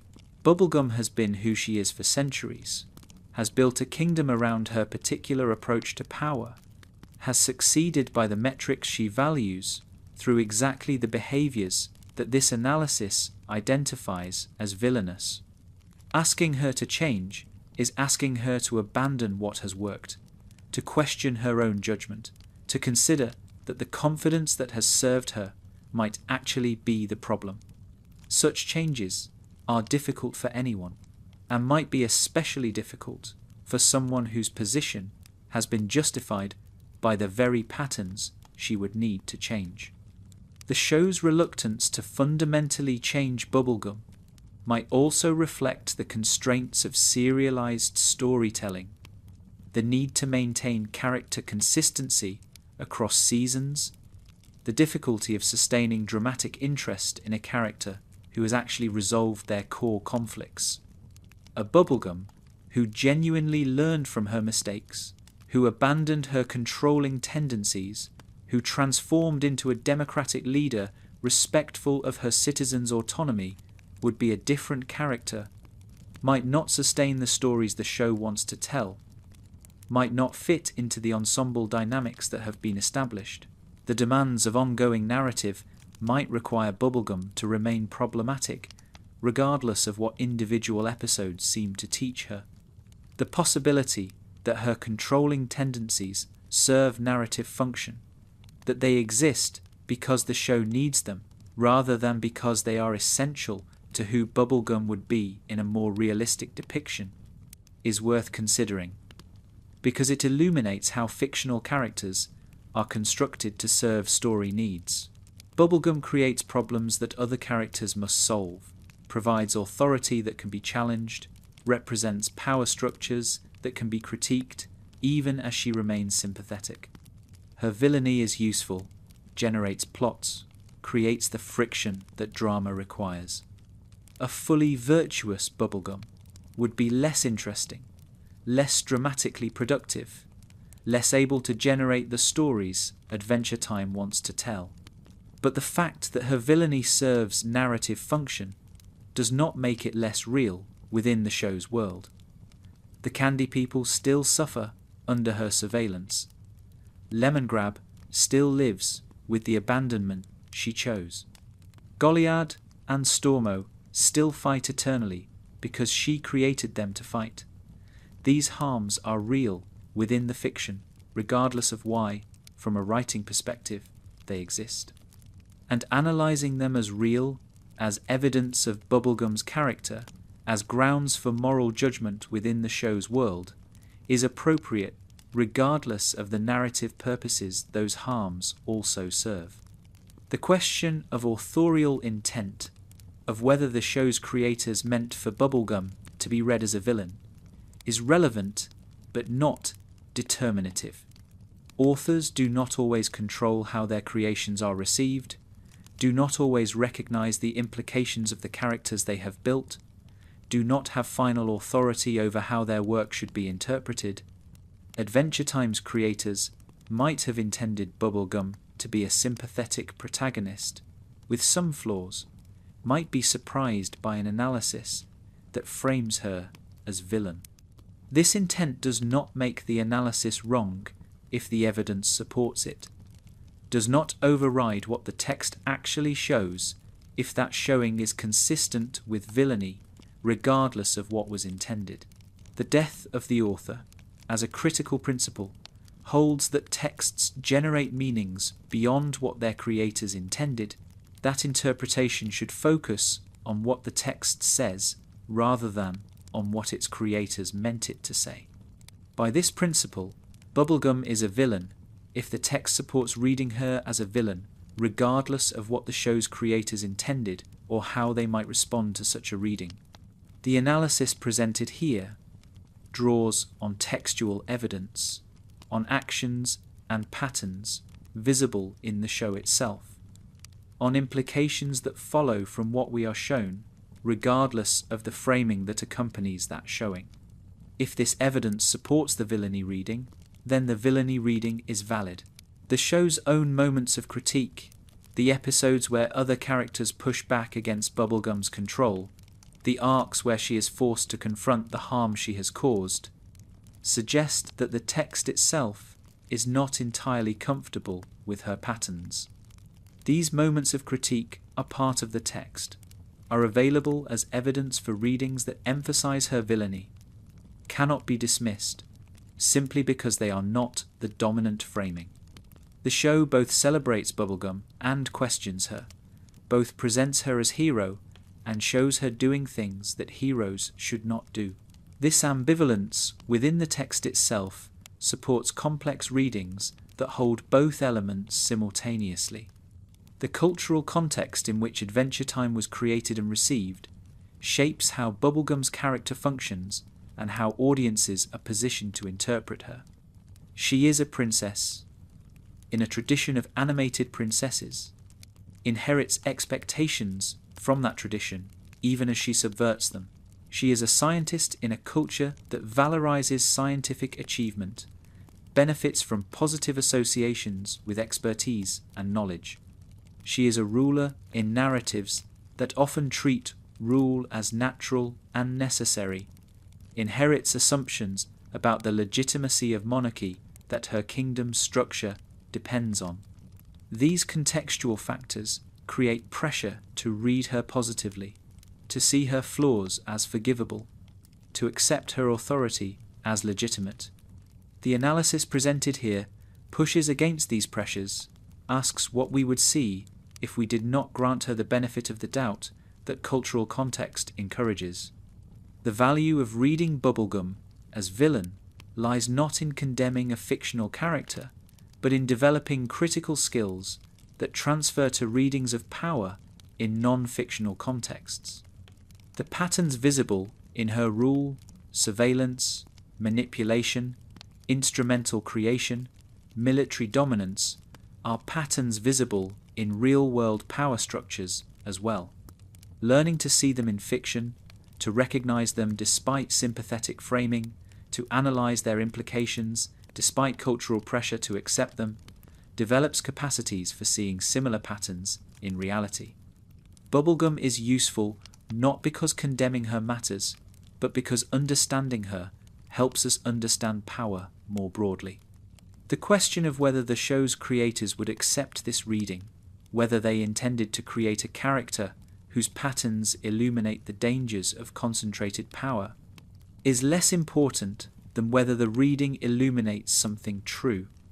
Art often says more than its creators intend. Characters often embody patterns their creators did not consciously design. The analysis of Bubblegum as villain might reveal truths about power that Adventure Time conveys without meaning to, might use the show's materials to see things the show itself prefers to obscure.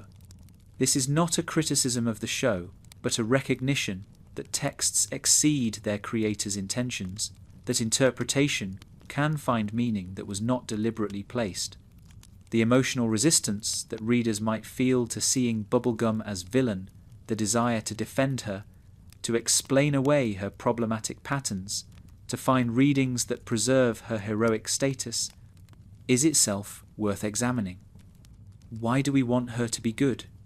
What does our investment in her goodness reveal about how we relate to power, to leadership, to characters who share her position? The resistance to this reading might be as informative as the reading itself, might reveal assumptions about who deserves to be seen as heroic and what behaviours heroism is compatible with. The Candy people themselves, the citizens of the kingdom Bubblegum has built, are the population most affected by her patterns, but least able to articulate critique of them. They exist because she created them, in forms she designed, with capacities she determined. Their apparent happiness might be genuine or might be the only response possible for beings made to be happy under her rule. Their loyalty might be freely given or might be the inevitable product of their dependence on her protection. They are the hardest population to assess because their very selves were shaped by the person they would need to critique, their capacity for critique itself a product of her creative choices. The question of whether the Candy People could ever rebel, could ever demand rights Bubblegum has not granted, could ever organize as citizens rather than subjects, is one the show touches on occasionally, but never develops fully. There are hints of dissatisfaction, moments where individual Candy People question decisions or resist commands, episodes where the limits of Bubblegum's control become visible. But these moments never coalesce into systemic challenge, never produce the kind of political transformation that would fundamentally alter the kingdom's structure.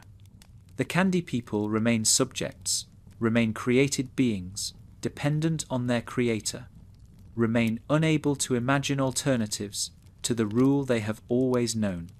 The psychological effects of living as a created population under the rule of their creator deserve examination even if the show does not adequately provide it. The Candy People know they were made, know who made them, know that their very existence depends on Bubblegum's power and choices. This knowledge shapes their relationship to her in ways that differ fundamentally from the relationship between ordinary citizens and their government. They do not simply obey her as ruler. They owe their existence to her as creator.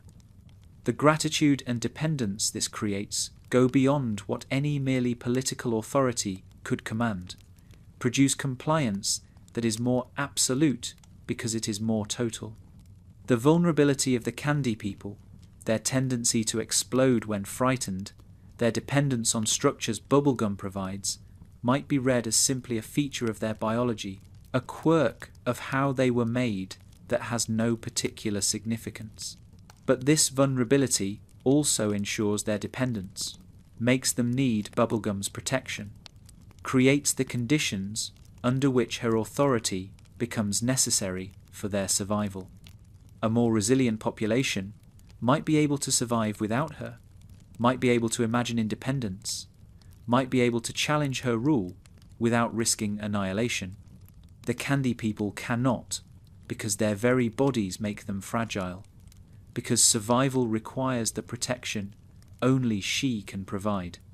The comparison to cults, to populations manipulated by leaders who control every aspect of their existence, is uncomfortable but illuminating. Cult members are often isolated from outside perspectives, dependent on the cult for survival, taught to see the leader as essential to their well-being, unable to imagine alternatives to the structure they inhabit. The Candy People share many of these features. They are isolated in their kingdom, dependent on Bubblegum for protection, taught to see her as their loving princess, unable to conceive of life without her rule. This comparison does not mean Bubblegum is running a cult in any simple sense, but it does suggest that the dynamics of her kingdom share troubling features with structures we recognize as manipulative. The possibility that individual Candy People have inner lives more complex than the show typically depicts, that they might have doubts and questions and critiques they cannot express, is suggested by occasional glimpses into their perspectives, but never fully developed.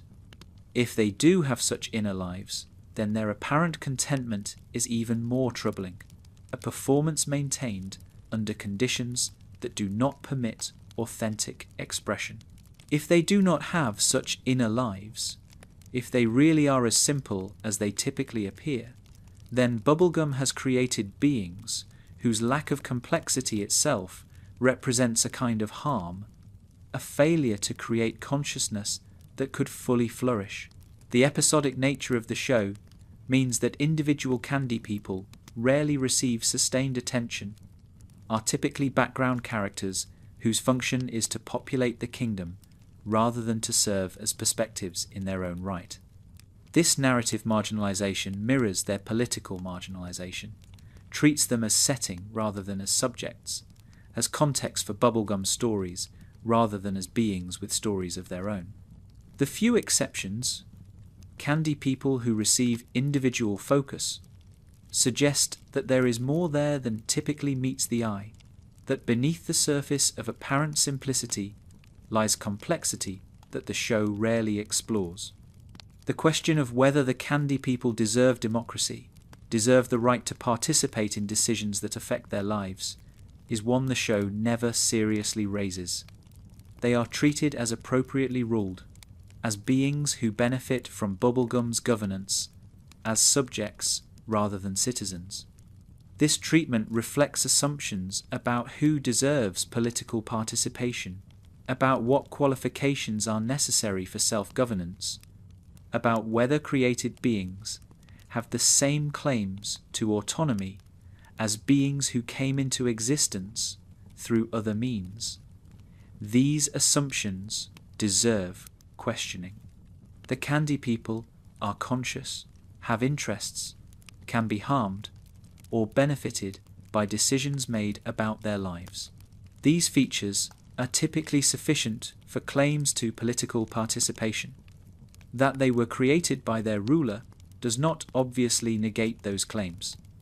The parallel to historical debates about who deserves the franchise, who is capable of self-governance, who should be included in political decision-making, illuminates what is at stake in the candy people's political exclusion. Every expansion of democratic participation has been resisted by those who believe the newly included were not capable of governing themselves, did not have the knowledge or judgment or character necessary for political participation. These arguments have always proven wrong. The candy people's apparent simplicity might be exactly the kind of characteristic that has historically been used to justify exclusion, and their exclusion might be exactly the kind that history has repeatedly shown to be unjustified. The possibility that Bubblegum's creation of the candy people as simple beings was itself a choice with political implications, that she could have created beings more capable of challenging her rule but chose not to, raises disturbing questions about the instrumentalization of consciousness. If she made them simple because simple subjects are easier to rule, then their simplicity is not a natural feature but a design choice, not a limitation she must work around but a condition she created. This would mean that their political incapacity, if it exists, is something Bubblegum deliberately produced, that she constructed subjects who would not demand participation, because demanding participation was not part of the design. The burden of proof in questions of political participation should fall on those who would exclude rather than on those who would include. Bubblegum bears this burden with respect to the candy people. If she believes they should not participate in governance, she should be required to justify this belief, to demonstrate that their exclusion serves their interests rather than merely hers, to prove that rule over them without their consent is legitimate. The show never requires such justification, never positions her exclusion of them from political power as something requiring defense. This absence of challenge is itself an endorsement, a narrative acceptance of her authority that preempts the questions this analysis insists on asking. The broader political implications of Bubblegum's rule extend beyond the Candy Kingdom to her relationships with other kingdoms and her role in Oo's political structure. She is not merely a ruler, but a power, not simply a monarch, but a force that shapes how other kingdoms must operate, what options are available to them, what behaviours are safe to engage in. Her military capability, her surveillance reach, her scientific resources all extend beyond her borders, create spheres of influence that other rulers must navigate, constrain the choices available to beings who are nominally independent of her rule. The other princesses of Oo who might in a different political structure be Bubblegum's equals, are in practice subordinate to her in significant ways. She has capabilities they lack, knowledge they cannot access, resources that exceed what they can command. When they meet to discuss matters of common concern, she speaks from a position of advantage that shapes what can be said and what outcomes are possible. This is not formal hierarchy, but practical dominance, power that exists regardless of official structures, influence that determines outcomes without needing explicit authority to do so. The treatment of the Fire Kingdom, particularly during periods of conflict and tension, reveals Bubblegum's willingness to extend her power beyond her borders when she deems it necessary. She has intervened in Fire Kingdom affairs, has manipulated their politics, has taken actions that affected Fire Kingdom citizens without their consent or their ruler's approval. These interventions were motivated by security concerns, by genuine threats that Bubblegum believed required response, but they were also violations of sovereignty, assertions of power over beings who had not submitted to her rule, extensions of her control beyond the population she was created to govern. The imperial dimension of Bubblegum's rule, her tendency to project power beyond her borders, to treat other kingdoms' affairs as matters she has standing to influence, reflects the same patterns visible in her domestic rule. She believes she knows best. She is confident in her judgment.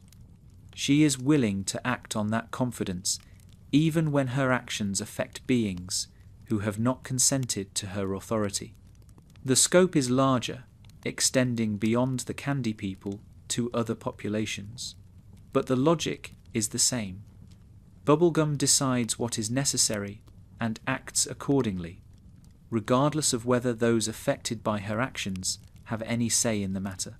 The peace that exists in Ooh, the relative stability that allows the show's adventures to occur, might itself be a product of Bubblegum's dominance, a peace maintained through the threat of her power, rather than through genuine agreement among equals. Other kingdoms do not attack each other not because they have chosen peace, but because they know that conflict would draw Bubblegum's attention, would invite her intervention, would likely result in outcomes determined by her interests rather than by their own. This is peace through hegemony, stability maintained by a dominant power whose dominance itself prevents the emergence of alternatives. The question of whether this peace is preferable to alternatives, whether Bubblegum's dominance produces better outcomes than a more balanced political structure might produce, is one the show invites us to answer in her favour. Her interventions generally succeed. Her judgments generally prove correct. Her power generally serves good ends, at least as the show defines good ends. But this favourable framing is the show's choice, not a necessary feature of the situation.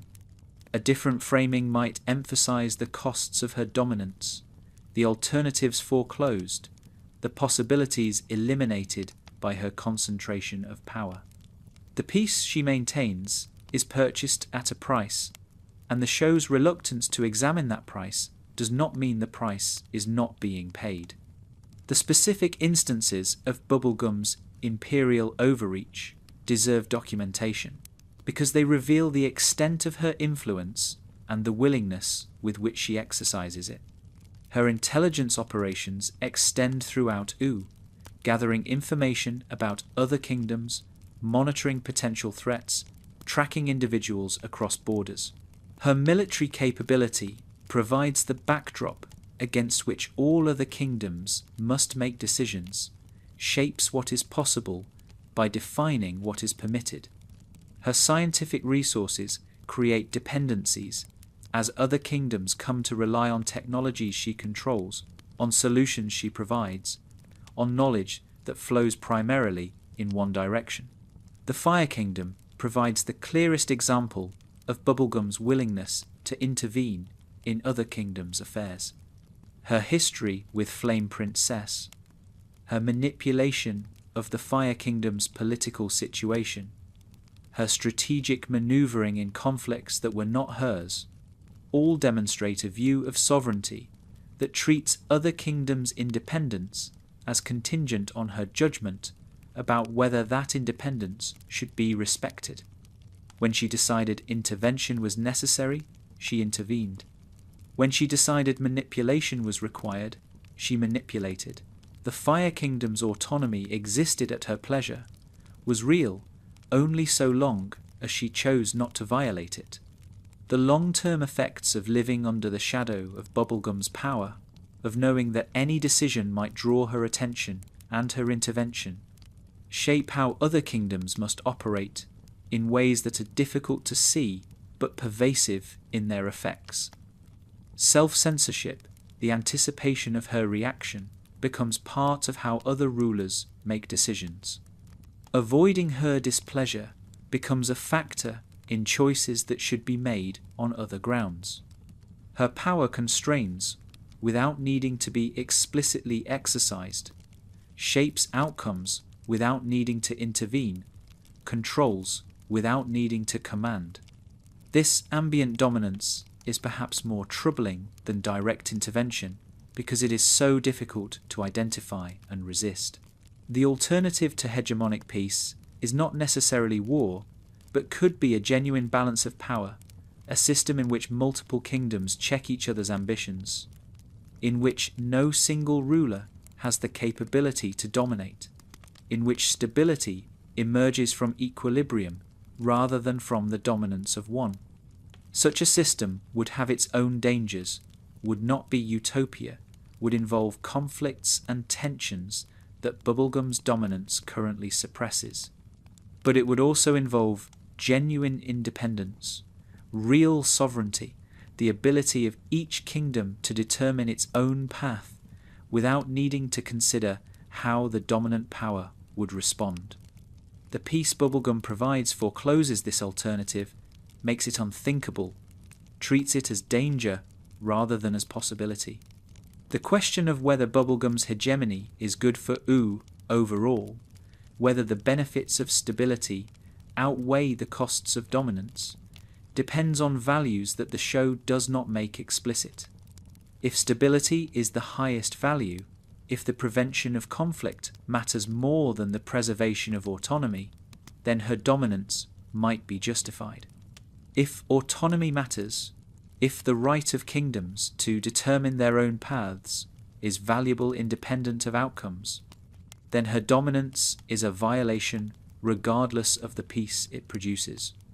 The show implicitly sides with stability, presents her interventions as generally beneficial, encourages us to accept her dominance as preferable to the alternatives. This analysis challenges that implicit framing, insists that the question remains open, demands that we consider what is lost as well as what is gained.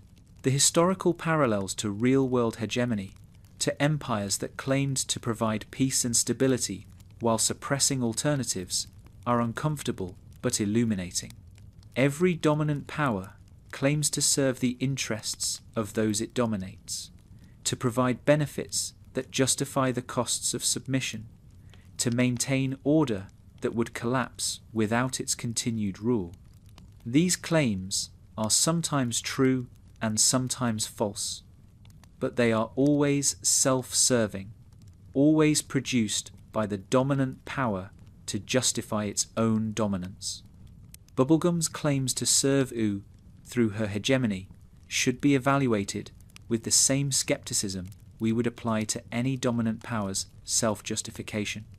The possibility of a post-hegemonic OO, a political structure that does not depend on Bubblegum's dominance, is never seriously explored by the show because the show is not interested in questioning the political structures that make its stories possible.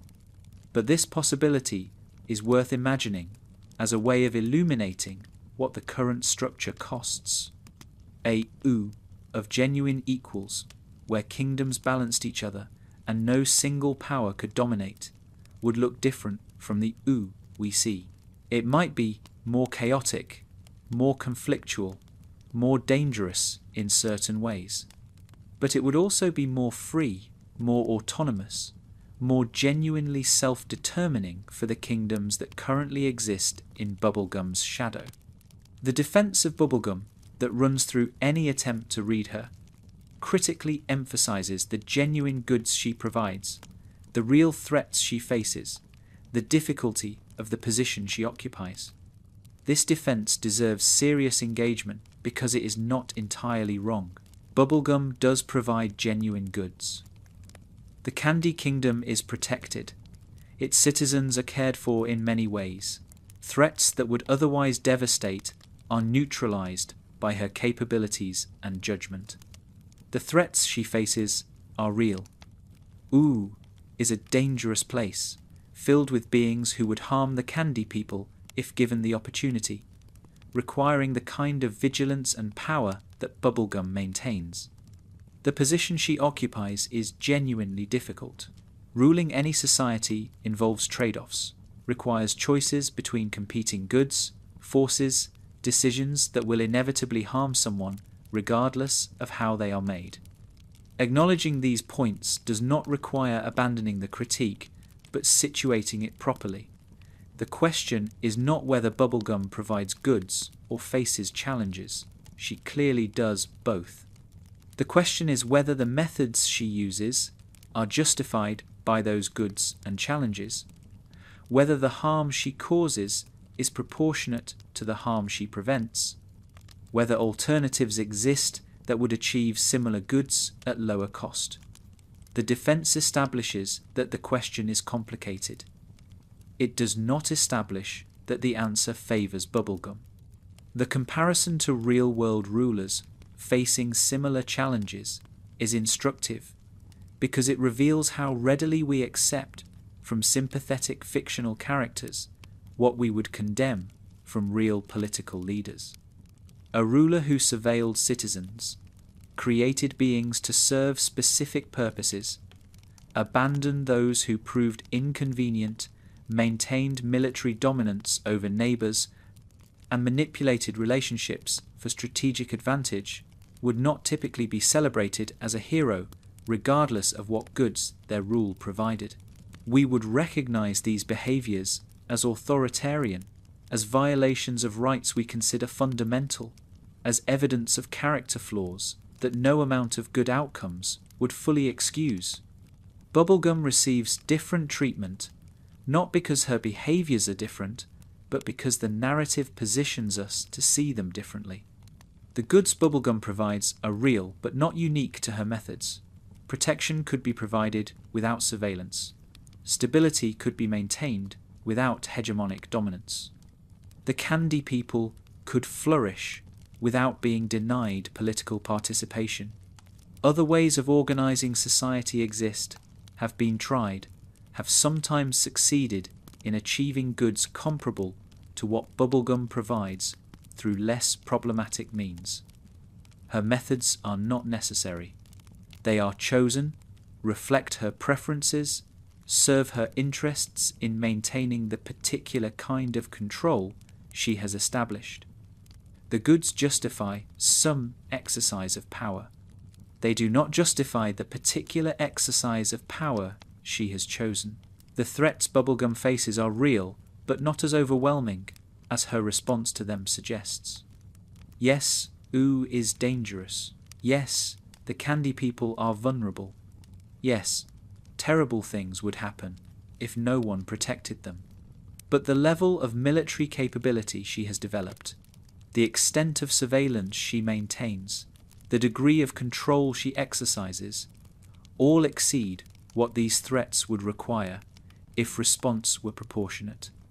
She has built capacity for threats she has not actually faced, has developed capabilities that serve intimidation as much as defense, has created a security apparatus whose primary function is to maintain her power rather than to address specific dangers. The threats justify vigilance. They do not justify the security state she has built.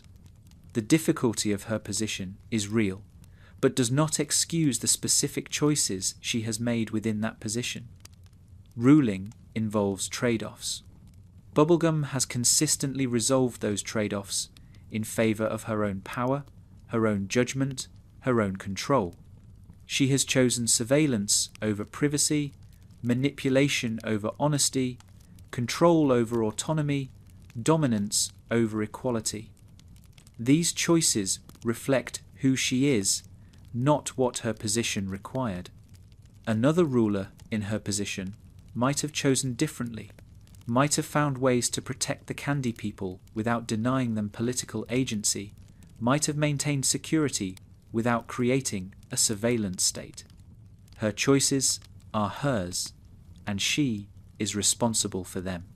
The fantasy of the necessary ruler, the one whose particular qualities are essential for the society they rule, is one that those in power always encourage, because it makes their power seem inevitable rather than contingent.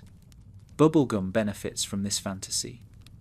The show presents her as uniquely capable of ruling the Candy Kingdom, as if no one else could do what she does, as if her removal would mean catastrophe. But this presentation is itself part of how power maintains itself, part of how rulers make themselves seem indispensable, part of the story that authority tells to justify its own existence. The Candy Kingdom existed before Bubblegum in some form and would continue in some form without her. Her particular version of it is not the only possible version. The test of whether her methods are truly necessary would be whether she has tried alternatives, whether she has experimented with less controlling approaches, whether she has given her citizens opportunities to develop the capacities that might reduce their dependence on her. She has not. She has maintained control consistently, has not seriously explored what her kingdom might look like under different governance, has not tested the assumption that her methods are required. This failure to explore alternatives is itself evidence that her methods serve her interests rather than her citizens, that she prefers control not because it is necessary, but because it is what she wants. The defense of Bubblegum ultimately fails because it asks us to accept the premise that justifies her rule, that some beings are fit to rule others, that expertise legitimates authority, that good intentions excuse harmful methods. This analysis rejects that premise. No being is fit to rule others without their consent. No expertise justifies authority that does not include accountability to those over whom it is exercised. No intention, however good, excuses patterns of harm that persist across centuries. Bubblegum might be the best possible benevolent dictator. She is still a dictator, and dictatorship is still wrong. The structure of the argument for her rule is the structure of every argument for authoritarianism. Circumstances require it, alternatives are worse, the ruler truly does know best. These arguments have been made throughout history by those who wish to maintain power over others, have been used to justify every form of tyranny, have always proven, in the end, to be self-serving rationalizations rather than genuine necessities. Bubblegum's version of this argument is more sophisticated than most, because she really might know best in some technical sense, because her expertise really is exceptional, because her judgment really has been validated by results. But the argument still fails, because the premise is still wrong, because rule without consent is still violation regardless of how competent the ruler.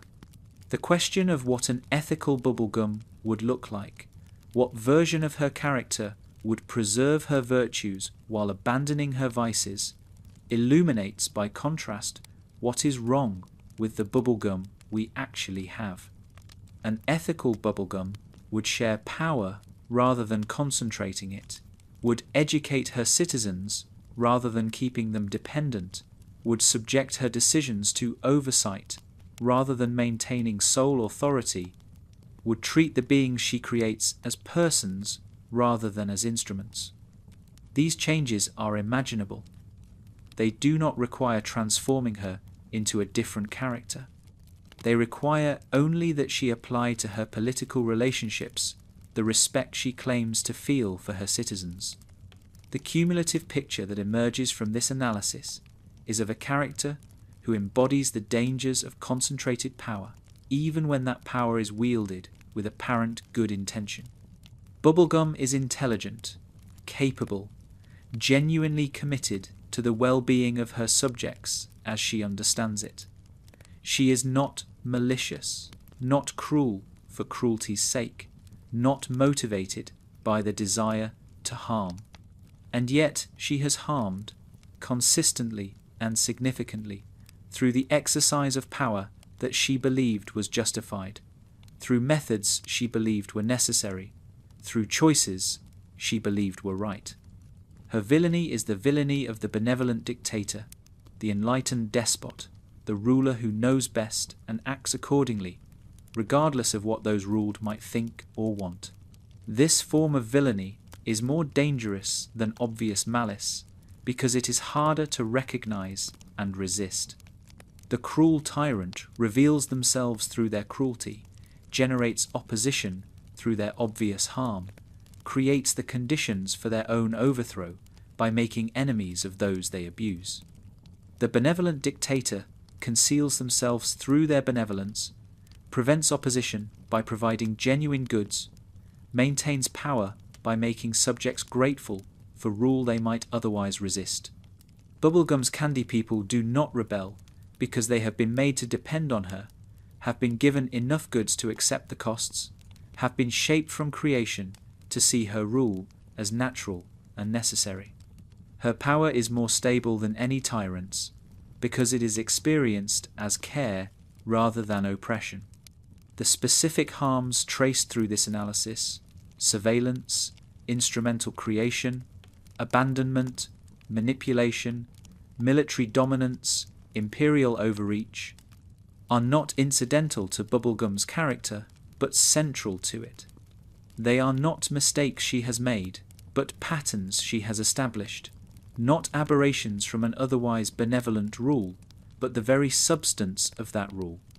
To remove these harms would be to transform her into a different character, one whose relationship to power was fundamentally unlike the Bubblegum we see in the show. The show presents these harms as features of an admirable character. This analysis presents them as evidence that the admiration is misplaced. The question of whether Bubblegum is conscious of her villainy, whether she recognizes the harm she causes, whether she understands herself as the analysis presents her, is difficult to answer and perhaps not essential to the critique. Villains rarely see themselves as villains. The most dangerous forms of harm are often committed by those who believe they are doing good. Bubblegum's self-understanding, her belief in her own benevolence, her confidence in the rightness of her choices, might be sincere and still be wrong. What matters is not whether she knows what she is doing, but what she is doing. Not her self-perception, but her effects. Not her intentions, but her actions and their consequences. The accumulation of evidence across the show, episode after episode, season after season, builds a case that no single incident would support. Any individual behavior might be defended, explained, contextualized into acceptability. But the pattern that emerges when all the behaviors are considered together resists such defense. Bubblegum is not occasionally problematic, but systematically so. Not sometimes overreaching, but consistently. Not accidentally harmful, but harmfully, in ways that reveal character rather than circumstance. The defense of any individual action must confront the pattern that all the actions together create. The comparison across characters within Adventure Time is instructive. Other characters make mistakes, cause harm, behave problematically, but most of them learn, grow, change in ways that suggest their problematic behaviors were deviations from a better self they are working toward. Bubblegum's problematic behaviors are not deviations. They are consistent expressions of who she is, patterns that persist despite apparent moments of recognition, approaches to power that remain stable across the entire run of the show. Her lack of fundamental change, despite many opportunities for it, suggests that her villainy is not a phase to be grown out of, but a settled feature of her character.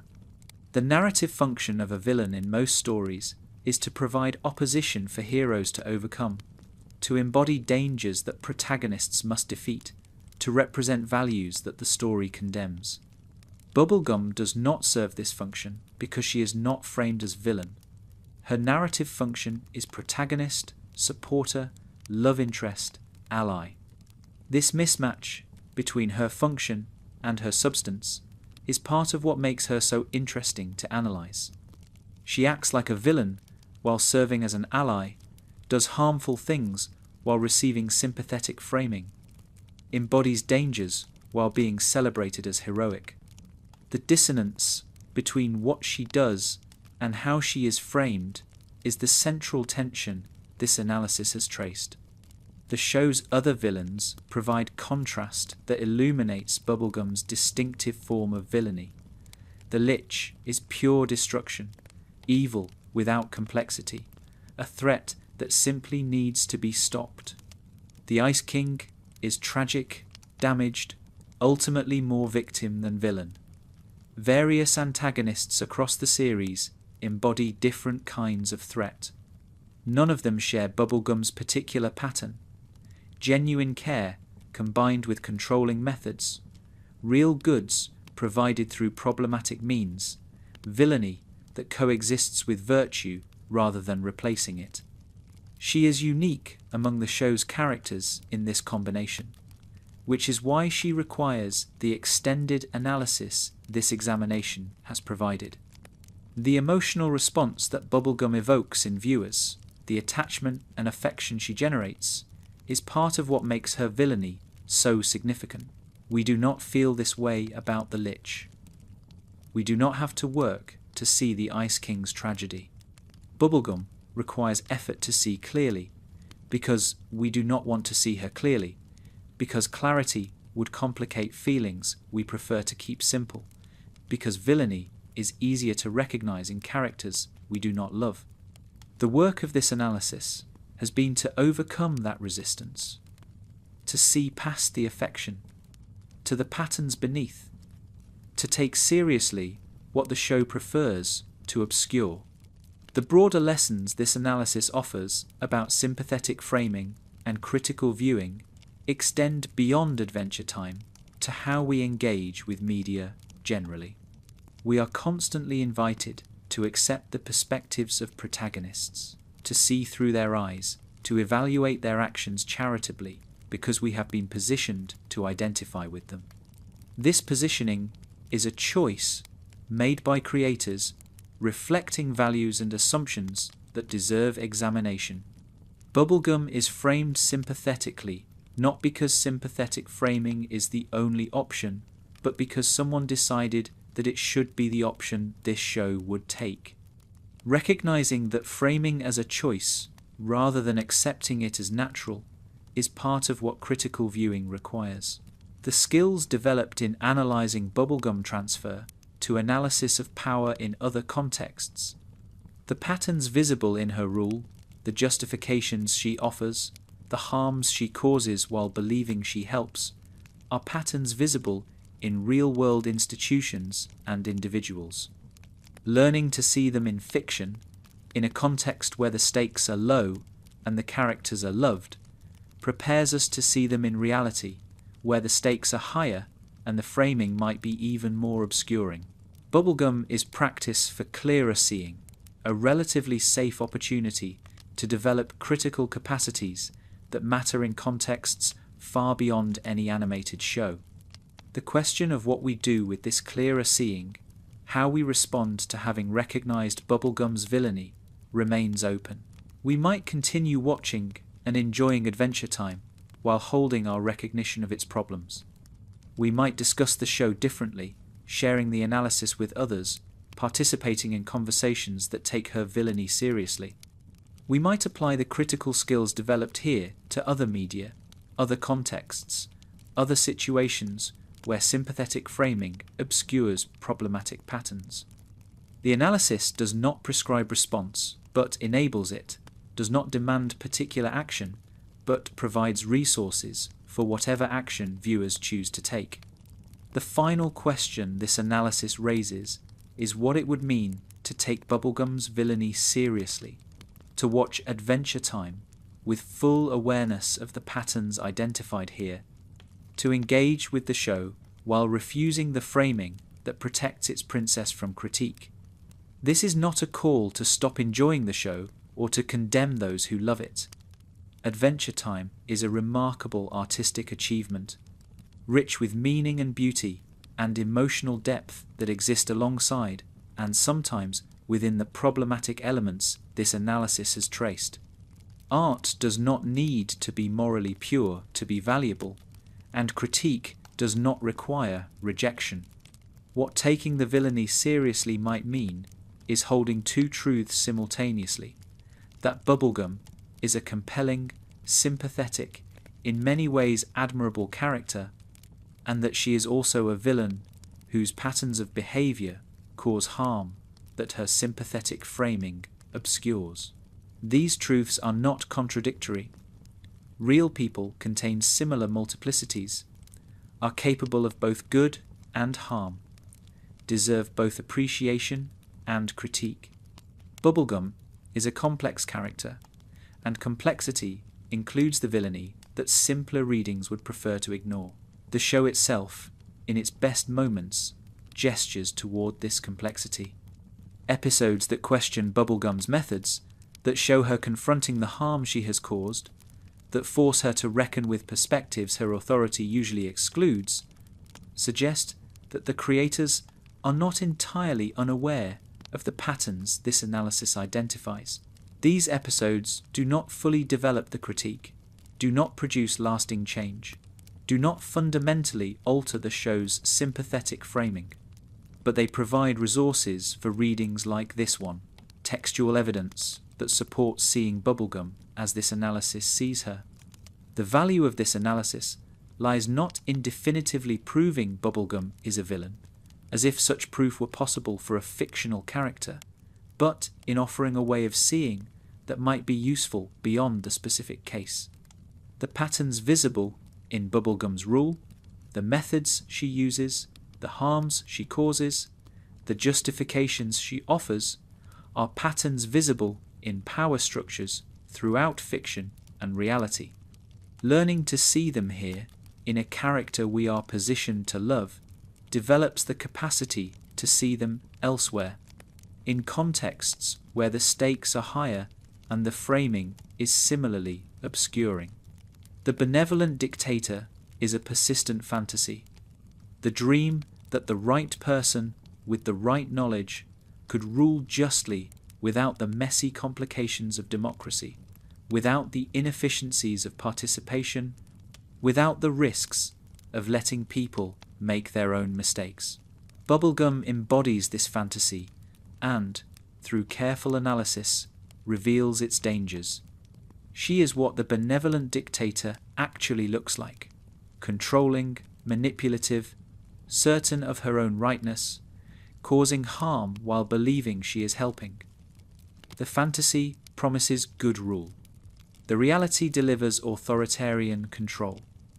Bubblegum is the bridge between fantasy and reality, showing how the dream becomes the nightmare even when the dreamer has the best intentions. For viewers who love Bubblegum, who have found in her a character to admire and emulate, this analysis offers not rejection, but complication. She can still be loved. She can still be admired for her genuine virtues, her intelligence, her dedication, her capacity for growth, even if that growth remains incomplete. But she can also be seen clearly, with all her flaws visible, with her villainy acknowledged alongside her heroism. This double vision, this capacity to hold admiration and critique together, is what mature engagement with complex art requires. Bubblegum deserves it. She has earned it through being a character complex enough to sustain it. The show ends with Bubblegum and Marceline together, with the Candy Kingdom intact, with the structures this analysis has critiqued still in place. There is no revolution, no transformation, no fundamental change to the power dynamics that have characterized OO throughout the series. This ending is satisfying emotionally but troubling politically. It suggests that the patterns identified here are permanent, that Bubblegum's rule will continue indefinitely, that the Candy people will remain subjects rather than becoming citizens. For a show that often celebrates growth and change, this stasis in the political realm is notable. The alternative ending, the one this analysis might prefer, would show the Candy people finding voice, demanding participation, transforming their kingdom from autocracy to democracy with Bubblegum as citizen rather than ruler. This ending would complete the show's themes of growth, would extend to political structures, the transformation it celebrates in individuals. But this ending does not come, perhaps could not come within the show's framing, perhaps would violate expectations about what kind of story Adventure Time is. The show is not about political transformation. It is about personal growth and adventure and love. The political analysis is imported from outside, applied to material that was not designed to receive it. This mismatch between the analysis and the show's intentions does not invalidate the analysis, but situates it. We are seeing in Bubblegum things the show did not mean to show, drawing conclusions the creators did not intend, using the text for purposes beyond its design. This is what critical analysis does. It finds meanings that exceed authorial intention, sees patterns that emerge despite, rather than because of framing, uses fiction to illuminate truths that the fiction itself might prefer to obscure. Bubblegum is the villain of her own story, not because the show says so, but because careful attention reveals it, not because the creators intended it, but because the creation contains it. The final image of Bubblegum this analysis leaves us with is not simple condemnation, but complex recognition. She is brilliant and dangerous, loving and controlling, heroic and villainous. She has built something remarkable, and built it on foundations that cannot bear moral scrutiny. She has protected her people and denied them the autonomy that protection should serve. She has loved and manipulated, created and abandoned, defended and dominated. She is, in short, a fully realized character, one whose complexity rewards the attention this analysis has given her, one whose villainy does not cancel her virtues, but exists alongside them in tension that the show never fully resolves. The invitation this analysis extends is not to hate Bubblegum or to stop watching Adventure Time, but to see more clearly, to notice what sympathetic framing obscures, to hold complexity that simpler readings avoid. Bubblegum is the villain of her own story. She is also its hero, its scientist, its princess, its lover. These things are not contradictory. They are what complex characters are made of, what complex stories contain, what complex analysis reveals. The show is richer for containing her. The analysis is richer for seeing her fully. And you, having followed this examination to its end, are perhaps richer for having seen her through eyes that refuse the simplifications that love or hatred alone would provide. The personal implications of this analysis. what it might mean for viewers who have looked up to Bubblegum, who have seen in her a model to emulate, who have admired her intelligence and capability and dedication, are worth addressing directly. It is possible to admire qualities in a character while recognizing that those qualities coexist with others that do not deserve admiration. Bubblegum's intelligence remains admirable, even as her controlling use of that intelligence does not. Her dedication remains impressive, even as what she is dedicated to includes the maintenance of authoritarian power. The analysis does not require abandoning admiration, but refining it, separating the qualities that deserve emulation from the patterns that do not. The closing thought this analysis offers is that villains do not always look like villains, that the most dangerous forms of power often wear the most appealing faces, that love for someone does not guarantee that their actions deserve love. Bubblegum is the villain of her own story, not despite being loved, but alongside being loved, not in contradiction to her sympathetic framing, but in tension with it. Seeing her villainy does not require abandoning affection, but holding affection alongside critique, maintaining the double vision that complex characters demand. She is worthy of that complexity. She has earned it. And in seeing her fully, we honor what the show created, even as we recognize what the show prefers not to see. Sleep well.